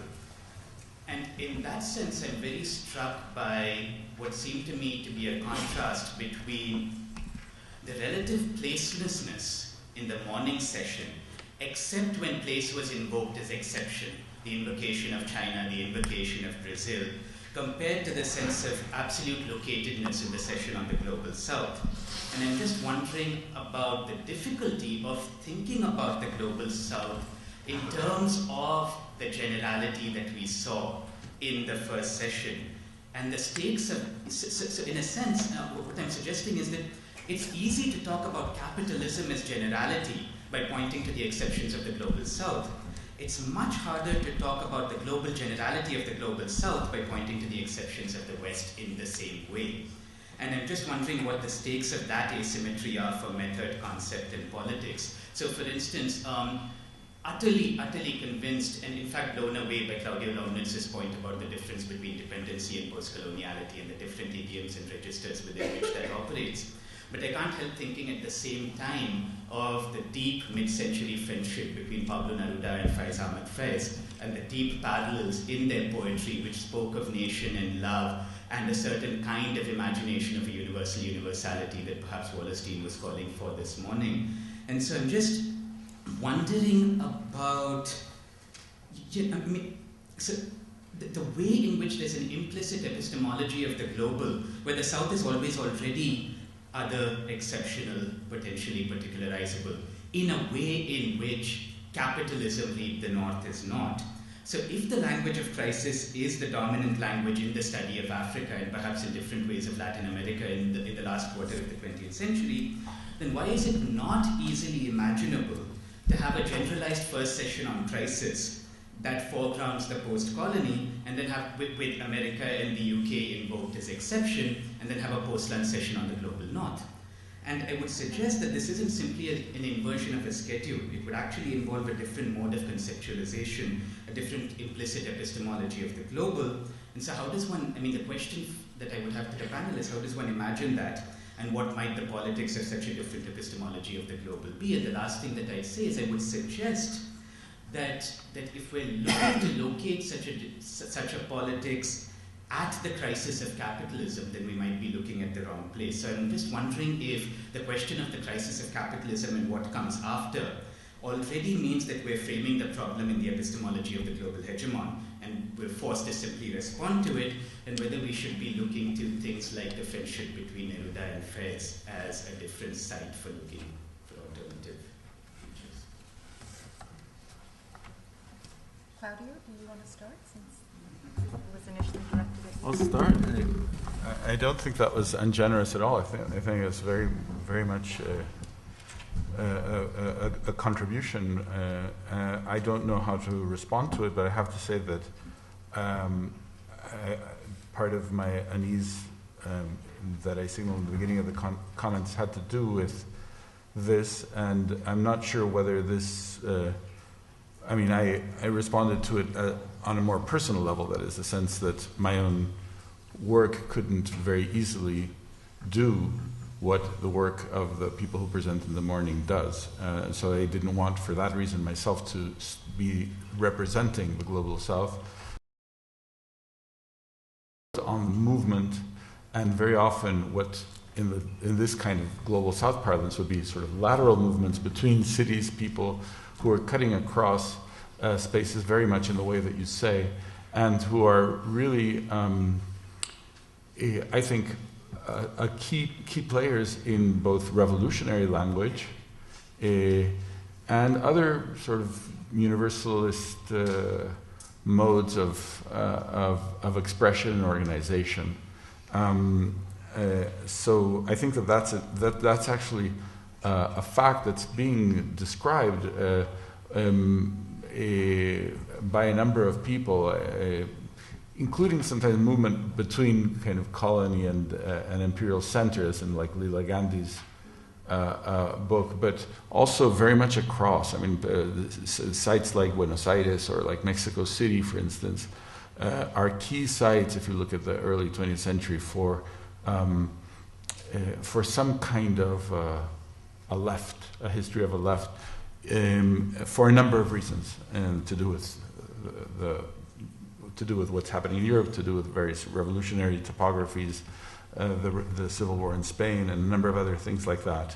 So, looking at networks that are really much more centered around cities, and that are transnational, is, I think, key to understanding the 20th century history of these nations. So there I would agree. The other thing that I think maybe might echo some of the sentiments that you expressed, but although I'm not sure, but that is at least an unease that I have that I wouldn't mind expressing, is the idea that the quote, Global South is that there's a kind of distribution of the cost of conflict, because some of these, for example, the signal moments. This morning, someone said, I can't remember who it was, maybe Foley, I don't remember. Chiapas, for instance, 94, as one of the international moments of the rise of a crisis. Fine, I think that's true, but it's also true that it's important because there's a kind of circulation of Chiapas as a kind of sign, and when you look at the internal history of Chiapas, I think that what you have is, in some respects, a kind of endgame of a historical process that really looks very different than just the story of, let's say, or not just, but the story of the emergence of a new political form. So I think that there's a very uneven distribution of, let's say, the costs of conflict with regard to the production of signs and symbols of, for instance, emancipation, for which there is a huge voracious appetite, and I think that we should be a bit suspicious of myself. I mean, at least question this problem. The final thing that I have there is a line from a colleague of mine, a Mexican colleague who worked, an anthropologist who worked in the U.S. for many, many years and then retired. And someone once asked him, "Do you live in the U.S.?" He said, "Well, I work in the U.S. and I live in Mexico." That is the representation, very old representation of the Americas or of the global South as the site of life, and of this global North as the site of thought. And this kind of representation does make me a bit uneasy in broad discussions of something like capitalism. Okay, let's take the next question, but surely the other speakers could come back to the first one. Okay, I was hoping to get the panelists to comment a little bit about something that I've been thinking on some as a result of this panel more generally, specifically the role of internationalist sort of politics. It was referenced at a number of points, but there's a certain aspect of it that I think is particularly important given the synchronized nature of the global crisis and this restructuring of global capitalism that's come along with it. It's not particularly a new thing in the crisis. So to get to the point, like anecdotally, when you look at the role that General Motors plays internationally, from the U.S., there's a condemnation of outsourcing as something that we want to defend American jobs, etc. That's the way that labor looks at it. But when you look at the actual lived reality of auto workers within General Motors, you have assembly plants in what's the global north in the U.S. still, parts manufacturing plants in Mexico is one example, organized under, exploited by the same corporation, working under vastly different conditions with different wage levels, and one section is used to bring down the wages of the other. So in my mind, the importance of actually being able to put forward a politics that says international solidarity within working class sectors is that much more important given the globalized nature of capital. So that's one part of it. And the second part that I think is really amplified by the crisis in particular is the way in which the developed world, the global north, whatever you want to refer to it as, is attempting to push down living standards to match and be competitive with China and other sections of what used to be referred to as the underdeveloped world, but is now, in fact, some of the largest economies in the world. To continue to call China an underdeveloped nation doesn't make any sense when it's the second largest economy in the world. So I guess I want to hear what people think about how we can go about bringing internationalism back to the center point of discussions around what we're doing to organize here, and how the left can be articulating its politics more coherently. Who wants to take that one on first? Achille? Okay, can we take maybe more? Okay, there's questions? only one more question at the moment, so okay, you want to take it too? All right, go ahead. Well, I just wanted your comments on a modest proposal, which is that maybe it's time to retire the concept of the global South from active service in political economic discourse, either with the idea of retiring it altogether, or at least with the idea of promoting it upstairs to a purely cultural and intellectual role. Would you like to respond to? Yeah. Go ahead. I'm not sure what particular question I'm responding, but there's a number of things that converge that is interesting. That particularly there's one comment about the crisis as a generic crisis or crisis that happen in the concrete places. And it's interesting because now there's a crisis starting in the U.S. and now we are all talking about crisis, a general crisis, universal crisis, or global crisis. But actually, if you compare the discussion right after the crisis, whether to bail out the banks, and if you bail out the bank, whether it will create a moral hazard, and all the dilemmas and politics generated by the crisis, if you compare with the discussion generated by the peso crisis in Mexico in 1994, is quite similar. That when the Clinton administration is talking about whether to bail out the financiers stuck in Mexico, or whether it will create a moral hazard, and so it is very similar. That of course there's a key difference, and also that the discussion is repeated in 1997 Asian financial crisis, when the IMF World Bank is talking about bailing out these banks, and many of the banks that they are bailing out is actually not only the local banks in Asia, but also the American investors and things like that. So you can see that we are actually in a kind of perpetual crisis situation from the 1990s to now, that it's just like the World Cup as a generic spectacular game, or a kind of particular game happening in one particular country. Just we take turn to have these things, and East and West and North and South. But the only difference that this time is that it happened in the U.S. and provided with the U.S. praise in the world. And also the monopoly of U.S. in the structure of knowledge production, that when things happen when the crisis in Mexico happened, that it is a crisis not only about Mexico, but about the global capitalism. And also the same can be said regarding the Asian crisis. But when this crisis happened, and when we have a conference about Asian financial crisis, only the Asian public, only the Asian study people come. And when the Mexican crisis and people have a crisis conference, and only the Latin American study people come. And now there's a U.S. crisis, and it is a global crisis. Everybody comes. And so it is kind of a knowledge production thing. But also so there's a two sense of crisis. And another thing is that regarding the discourse of the crisis, or the material, and there's another part I missed. And the thing is that there's a lot of discussion this morning about that this is only a crisis of the U.S. and it is not quite felt in the global South. And it is right and wrong depending what time frame you are talking about. That David Harvey also mentioned that maybe we have the same meeting next year or the year after next year, then we will have a different take about whether the global South is really not affected by the crisis, because now the two very famous hedge fund manager, one is Shannon, who make millions of dollars, who shot on Enron, who turned out to be right before the Enron collapse, and also another, I forgot his name, but he made a huge fortune by betting on the subprime crisis, that he predicted it is going to happen, and also the European debt crisis, and he turned out to be right. And then now both of these hedge fund managers are just starting to build up a fund to hedge on the collapse of the Chinese bubble. And when I read in the newspaper, I really want to buy a stake in that hedge fund, but it turned out that it requires a minimum of $1 million to get into the game. So I'm not qualified, but actually that it is possible. And also regarding the materiality and the discourse of the crisis and about the praxis, it's interesting from the perspective of China that the crisis is used quite effectively by both the left and the right. Actually, that from the perspective of the left, that actually the current administration that want to push through a lot of progressive reform, raising minimum wage and boosting domestic consumption by increasing household income they use the crisis as a rhetoric that we have to do it, otherwise we will be screwed and we will in the end cannot emerge unscratched from this crisis. So they get it. But at the same time, the state capital and the capital sector also use the crisis by doing this kind of infrastructure construction fueled by kind of cheap credit creation, and then as you know that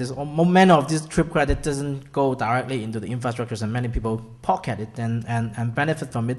So basically that the crisis is having impact, but not directly yet. But of course then there's a problem of inflation and also the long-performing loan problem. That is why these hedge fund managers are predicting there's a kind of a collapse of the bubble. But they are related, the materiality and the discourse of the crisis. Thank you. Jim, why don't you come and ask a question, and then hopefully Achille will respond to it. Well, my question is actually for Achille, so this works out well. Thank you for that, all of you, and Achille, to whom I'm going to address my question. But I'm going to frame my question by way of a comment of John Comaroff's, and also one by David Harvey this morning. So John said, what I'm interested in is the way you turn the issue toward what I broadly call the issue of aesthetics, with your issue of the question of the not just the emanation of the senses, but the sensation of emanation, and with your attention to image and spectacle. So John said to address this, we don't need just economics, but we need political science, and we need sociology and anthropology. What I liked about your paper was that you added other fields as well to what we might need to address this. And that seems to me to fit with what David Harvey said this morning about the fact that if we're leaving some part of this larger history out, we're missing something important. And it seems to me that the history of aesthetics, the history of aesthetic production is an important part of that. So here's my sort of gripe with what you said. This notion of semiocapitalism and your attention to the spectator. Your presentation of it made me worry a little bit that in this area, as not in others where we've been historicizing all day and producing long durée histories and Schumpeterian shorter histories of the various kinds of things we're talking about, economic theory, history of capital itself, I wouldn't want to see us give too short shrift to the history of aesthetics and aesthetic production. So, apropos of the issue of the spectator, and what might be called semiocapitalism, I keep thinking about the 18th century, which is the first great century of the theorization of the spectator. We have Addison and Steele with their spectator papers, which were hugely important that century. They were on Rousseau's lists of the half dozen books that he read as a child, remember? And then, of course, at the origins of modern political economy itself, with Adam Smith, we have an entire discourse that's built around the concept of the spectator and ultimately, therefore, the spectacle. So the question of the spectator goes back to the origins of modern political economy itself. And even in The Wealth of Nations, one could argue that the choice of the pin factory in the opening chapter is not because, I think he even says this, it's not because the pin factory so well illustrates his economic principles, it's because it's the kind of space that you can sort of, a spectator can take in on a tour. He gives you a little tour of the space as a kind of spectator. So it's there in the Wealth of Nations as well. So what interests me is the question, is what I'd like to hear you talk about, or point me in the direction of somebody who I could think about this question with, is what kind of history does semiocapitalism have for you? You were talking about it as if it were quite a recent phenomenon. So what does recent mean? What are we going to count as a technology when we're talking about techno-images? Are 18th century novels forms of techno-image? Yeah, I would say that they were. I would say that Smith is actually looking at the techno-images produced in Samuel Richardson's Clarissa, and those the circulation of those techno-images of pain and suffering, et cetera, are part of a mass distribution of these kinds of questions in the 18th century. When Smith talks about the difference between his little finger hurting and the earthquake in China, he's actually raising the question of spectatorship in the global dimension. So the whole question of global spectatorship is already there somehow in Smith. So would you be inclined to go back that far, or are you more inclined to draw lines much more recently for this? And how would you think about periodizing a history of semiocapitalism along the lines of what we've been doing all morning in other fields with a great sense of fine articulation, long durée, short term, and so on?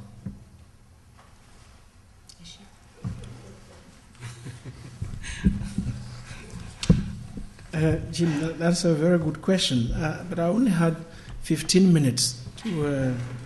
That's not an excuse at all. Let me just comment briefly on two questions. The first one has to do with the call for a different epistemology of the global.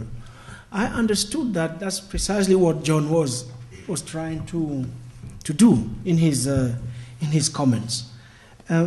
He was trying to do that in a context in which the South, whatever that means. I mean, I don't know what the South means, but it means something.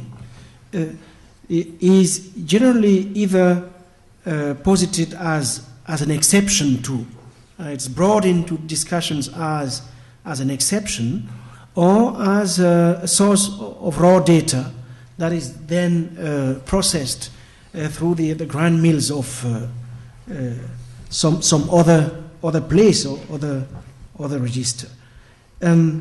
And what John seems to suggest is that what we need is a different epistemology that takes into account, I would say, three things. One, the fact of entanglement, which is historical.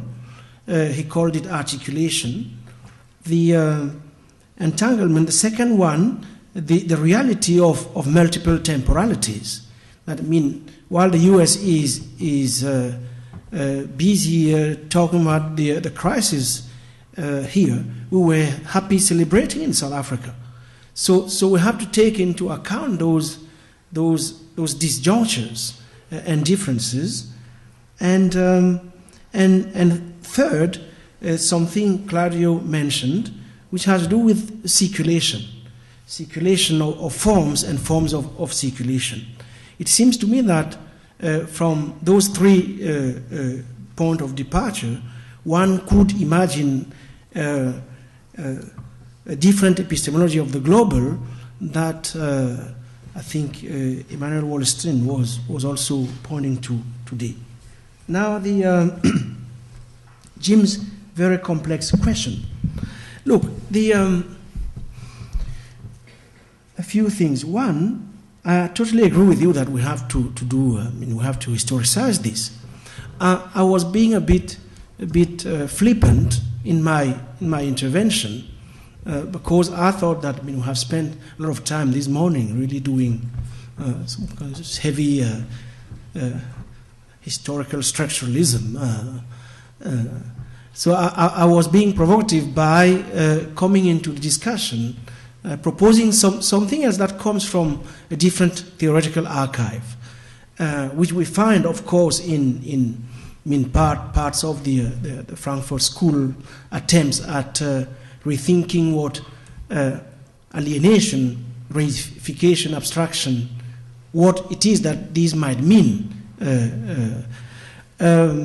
But also other types of archives, such as I mentioned them, especially Guy Debord, the situationists, or even the works of the likes of Deleuze and Guattari, Capitalism and Schizophrenia. So I would say, I would agree with John that we have to bring to bear to this discussion not only all the disciplines, but take seriously the fact that the image or the spectacle or that capital or the commodity is, after all, something we come to, on the one hand, believe in and be seduced by. That element of seduction is amenable to a whole variety of perspectives, the least not being psychoanalytical. So that is one thing I was trying to make. It seems to me that is there's something new that we are witnessing, which has to do, I would say, with the velocity of circulation of these forms. And that velocity wasn't there when Adam Smith was writing. The velocity on the one hand, and the culmination in the image of two things. On the one hand, the calculative rationality that was always part of the process, mentioned Simmel, but on the other hand, the affective and sensual part, that both of them are brought to bear into this and are put into circulation with a velocity we haven't seen before, which is epitomized, therefore, by the transcription of almost everything and everybody into a data. It seems to me that is new. Thank you. Next speaker, please. I have a question.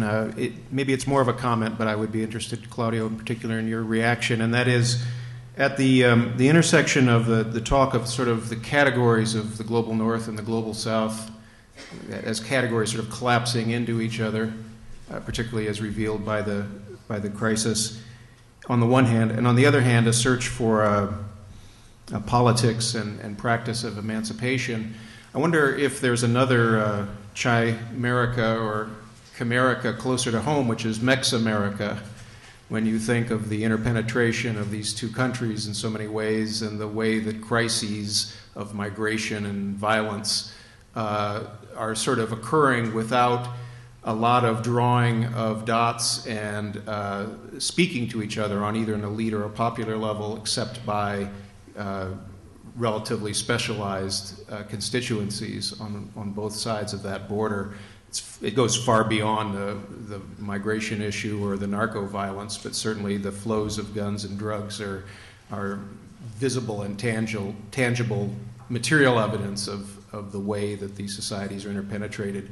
And I just don't see attention to that very evident in our current politics, at least on this side of the border, and for that matter in Mexico. Your description of Mexico as a place of immense vitality and horror, could also apply to this side of that border. So I'd be curious as to your comment.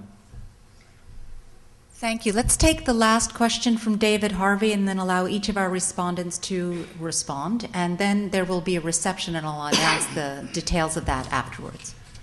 Just a couple of comments. First, the reason I prefer the language of uneven geographical development is it gets you away from these notions that there's something there called the global south, and it pisses me off when China is somewhere south of the United States. And kind of go, I'm too literal a geographer to go for that. But I think it's terribly important to see the crisis tendencies, how they're moving through society and where they're located at specific times and how they're working out. It is not true that writing hasn't been on the wall in this country. I mean, what we went through in 1980 and the Reagan recession, the deindustrialization of America was a huge, huge crisis in this country in the 1980s, the 1990s. And we had a savings and loan crisis, and we had, the crash of the kind of, the new economy and all of that. So it's not true to say that somehow or other we weren't experiencing it. We were. It's just that there were forces at work which were kind of actually saying this is not a crisis so much for capital, it's more for labour. And who cares about that? There was a class definition of what is a crisis. Right now, like I say, it's not a crisis for many aspects of capital in this country at all. They're doing extremely well. The crisis is society-wide. And I also want to take up something Achille has been talking about, which I actually support in one level. At another level, I would want to try and reintegrate it a little bit into what's going on. I agree entirely. I love this phrase when you kind of talked about, the sensuality of alienation. But then you look at how it's commodified. And then you look at how it's been commodified through reality TV. And you see it's actually then turned into something which then has profound effects on political subjectivities. And so I think that there are some things going on here. And one of the things I'd like to point out is that when I go back into Marxian theory, which I'm always doing, I have a lot of problems with Marxists, but I love going back into Marx. One of the things he's often talking about is the question of turnover time, and how turnover time is absolutely vital for capital. And there's a big issue going around, which is not only the turnover time in production, but the turnover time in consumption. And I kind of say to my students, I'm still using my great-grandmother's knives and forks. If capital only produced things like that, the whole thing would have been fucked years ago. So it actually specializes in creating stuff that falls apart, and then, of course, it specializes in other. And one of the things it's done, and I think this is where Guy Debord comes in very strongly, what he saw coming, I think, and he was very prescient, was the way in which spectacle, which instantaneously consumed, becomes a tremendous form of consumption. And it then is actually organized. So it's, and I think the World Cup is a very good example of this. But then you look at the resources which are put into this, and as you correctly mentioned, the resources come from here and they go to there. And I think the way spectacles become more and more important, I think about, for instance, the opening ceremonies of Olympic Games. And Olympic Games are very interesting, and almost every place that staged them has gone bankrupt, including Greece, of course. And that's one of the big problems they have right now, is that a lot of their exchequer was put into that. Most of the stuff was built by the Germans, by the way, who are now complaining about, how the Greeks screwed up. But the point here is that actually there is an aesthetic side to this, and a colonization of that, and the colonization of spectacle, around this notion of commodification and how it's orchestrated through the big things becomes very, very much part of it. So I don't think, well, I think it's correct to sort of say, well, okay, there were elements of this around in the 18th century and so on, but I think that since the 1970s, we have really seen this dimension of how the social is being produced. And I think that has had a tremendous effect upon political thinking and upon political subjectivity. It's the kind of thing that, I mean, I hope Michael Hart will talk about this sort of thing later on. I mean, I think this is a very important issue for us to look at politically right now. So those are my two kind of comments. Thank you very much. Let's give the respondents each about 2 minutes each to respond to an aspect of the last two questions, and then we'll wrap up. Ho-fung, would you like to start? Yeah, very quick is about the issue of whether we still have a global south. Of course, there's two levels. I agree and both disagree with the conception that we still have a global south. I disagree in the sense that we still have a global south in the sense that there's a group of countries still unified a lot in the political economy or in the current situation, as many of us has already pointed out, that the impact of the crisis, the response to the crisis is very uneven, and we cannot speak of a global south response to the crisis. But there's still a group of countries unified by the common history of capitalism, that the group of history that is subjugated in the capital accumulation process in the earlier phase. And this history means there's a kind of a certain kind of a collective memory of colonialism and imperialism and so on. But at the same time, I also agree that it is more and more difficult to speak about global south. And one good example is talk about China in Africa. That now there's a kind of a two camp. One is saying that it is a progressive force that helped the African countries to get away from the Western domination. But at the same time, that China has been now starting to do something which is very familiar and very kind of similar to what the Europeans and Americans has been doing in Africa. For example, in Zimbabwe, that China have a lot of investment in the diamond field, in the diamond mine, and it is a kind of a classical problem of capital export. When you export your capital to some country, then if you don't have political military influence in that country, you will be vulnerable. And then in the end is the furious planning that after you export capital, you have to have some kind of military political influence. And then what happened in Zimbabwe in the diamond mining is that now people find out that the People's Liberation Army dressed in civilian is kind of starting an escort service to escort the diamond dug out from the mine to ship it back to China. So it is kind of a and it is interesting that the people who defend China in Africa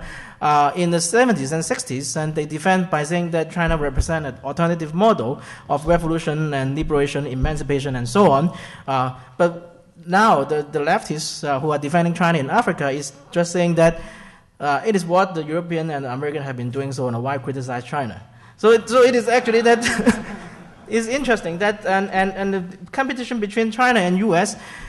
is sometimes look like a global north and global south conflict, but from a certain perspective, it also look like inter-imperialist kind of rivalry. So it's a competing capital exporter try to compete for market and destination of capital. So it is kind of a very uneven and complicated picture.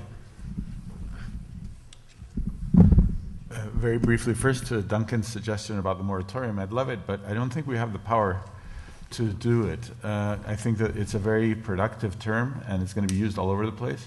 So the best kind of, because it is productive, all kinds of things are happening under that umbrella, and will continue to happen. Maybe some of them are good and some of them aren't. So my impulse would be more than a moratorium, which would be wonderful, and it sort of brings out my sort of desire to be an archbishop of something or other. A cardinal is better, yes. But I think we should refrain from that because we'll fail, and rather just sort of call for more sustained analysis of it rather than sort of easy habitation with the category. To the question of the young man who asked about international organization, I completely agree that the internationalization of labor organization is fundamental. I don't know very much about labor organizing because I've never done it, but I have been reading a bit in the history of it, and I think that reading the history of it is important because You have, for instance, there was something called the Pan American Federation of Labor, which was created during the First World War, at the end of the First World War. Samuel Gompers, the AFL, created this thing. And they created it in part in reaction to exactly the hemispheric domination of the United States, its movement into Panama, its very heavy assets in Mexico, in the Caribbean, in Central America, and then in South America as well. And very explicitly, the argument was very much what was mentioned here. That is, you have with the movement of capital and the movement of American capital back and forth, we need to organize labor internationally. Those international organizations, I think, succeeded in some regards.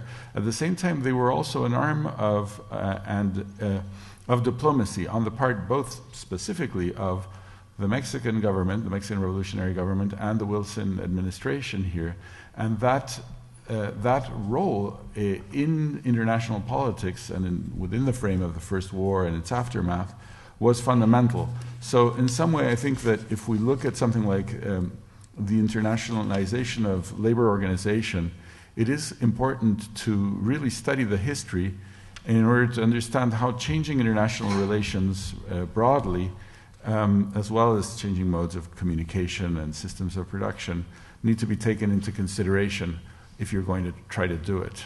And then finally on the Mex-America thing, I agree completely that this is should be analyzed at this point as a unit, so much so that the comments that have been said constantly that there was no crisis in the no 2008 crisis in the global south certainly doesn't apply to Mexico. There certainly was a crisis in Mexico, and I think there was a major crisis, and I think there was a crisis in a lot of economies that were connected to the American economy in a different way, or that weren't so reliant on some of the commodity productions that have been in high demand in China. I don't think we could come to any conclusion myself about the general impact of the 2008 crisis on the global south. Again, we'd have to sort of start specifying. Well, at least that's, I mean, I think that at least we'd have to do a little of that.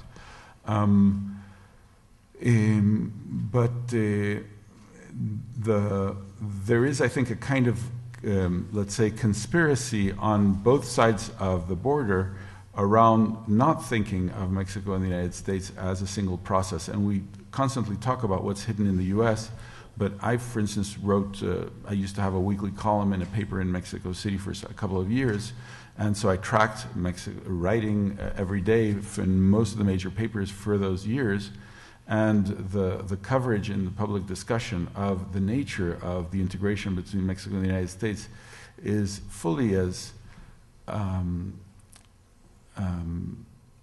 almost deliberately inattentive to the various dimensions of the transnational process as it is here. So it's interesting to raise this issue as a site of analysis. I would just like to register my agreement with what David said. I do think that the manufacturing of enchantment at a mass scale and its dissemination through image and spectacle, all of this has led to fundamental shifts in the ways in which political subjectivity is being formed. One has to add to this the way, for instance, the reconfiguration of the whole field of the divine itself is being manifested, and this makes the question Emmanuel Wallerstein was asking us to examine this morning much more difficult than I would think we should assume. And I hope that Michael will talk about some of that when he speaks. Thank you all very much, and for your patience as an audience as well.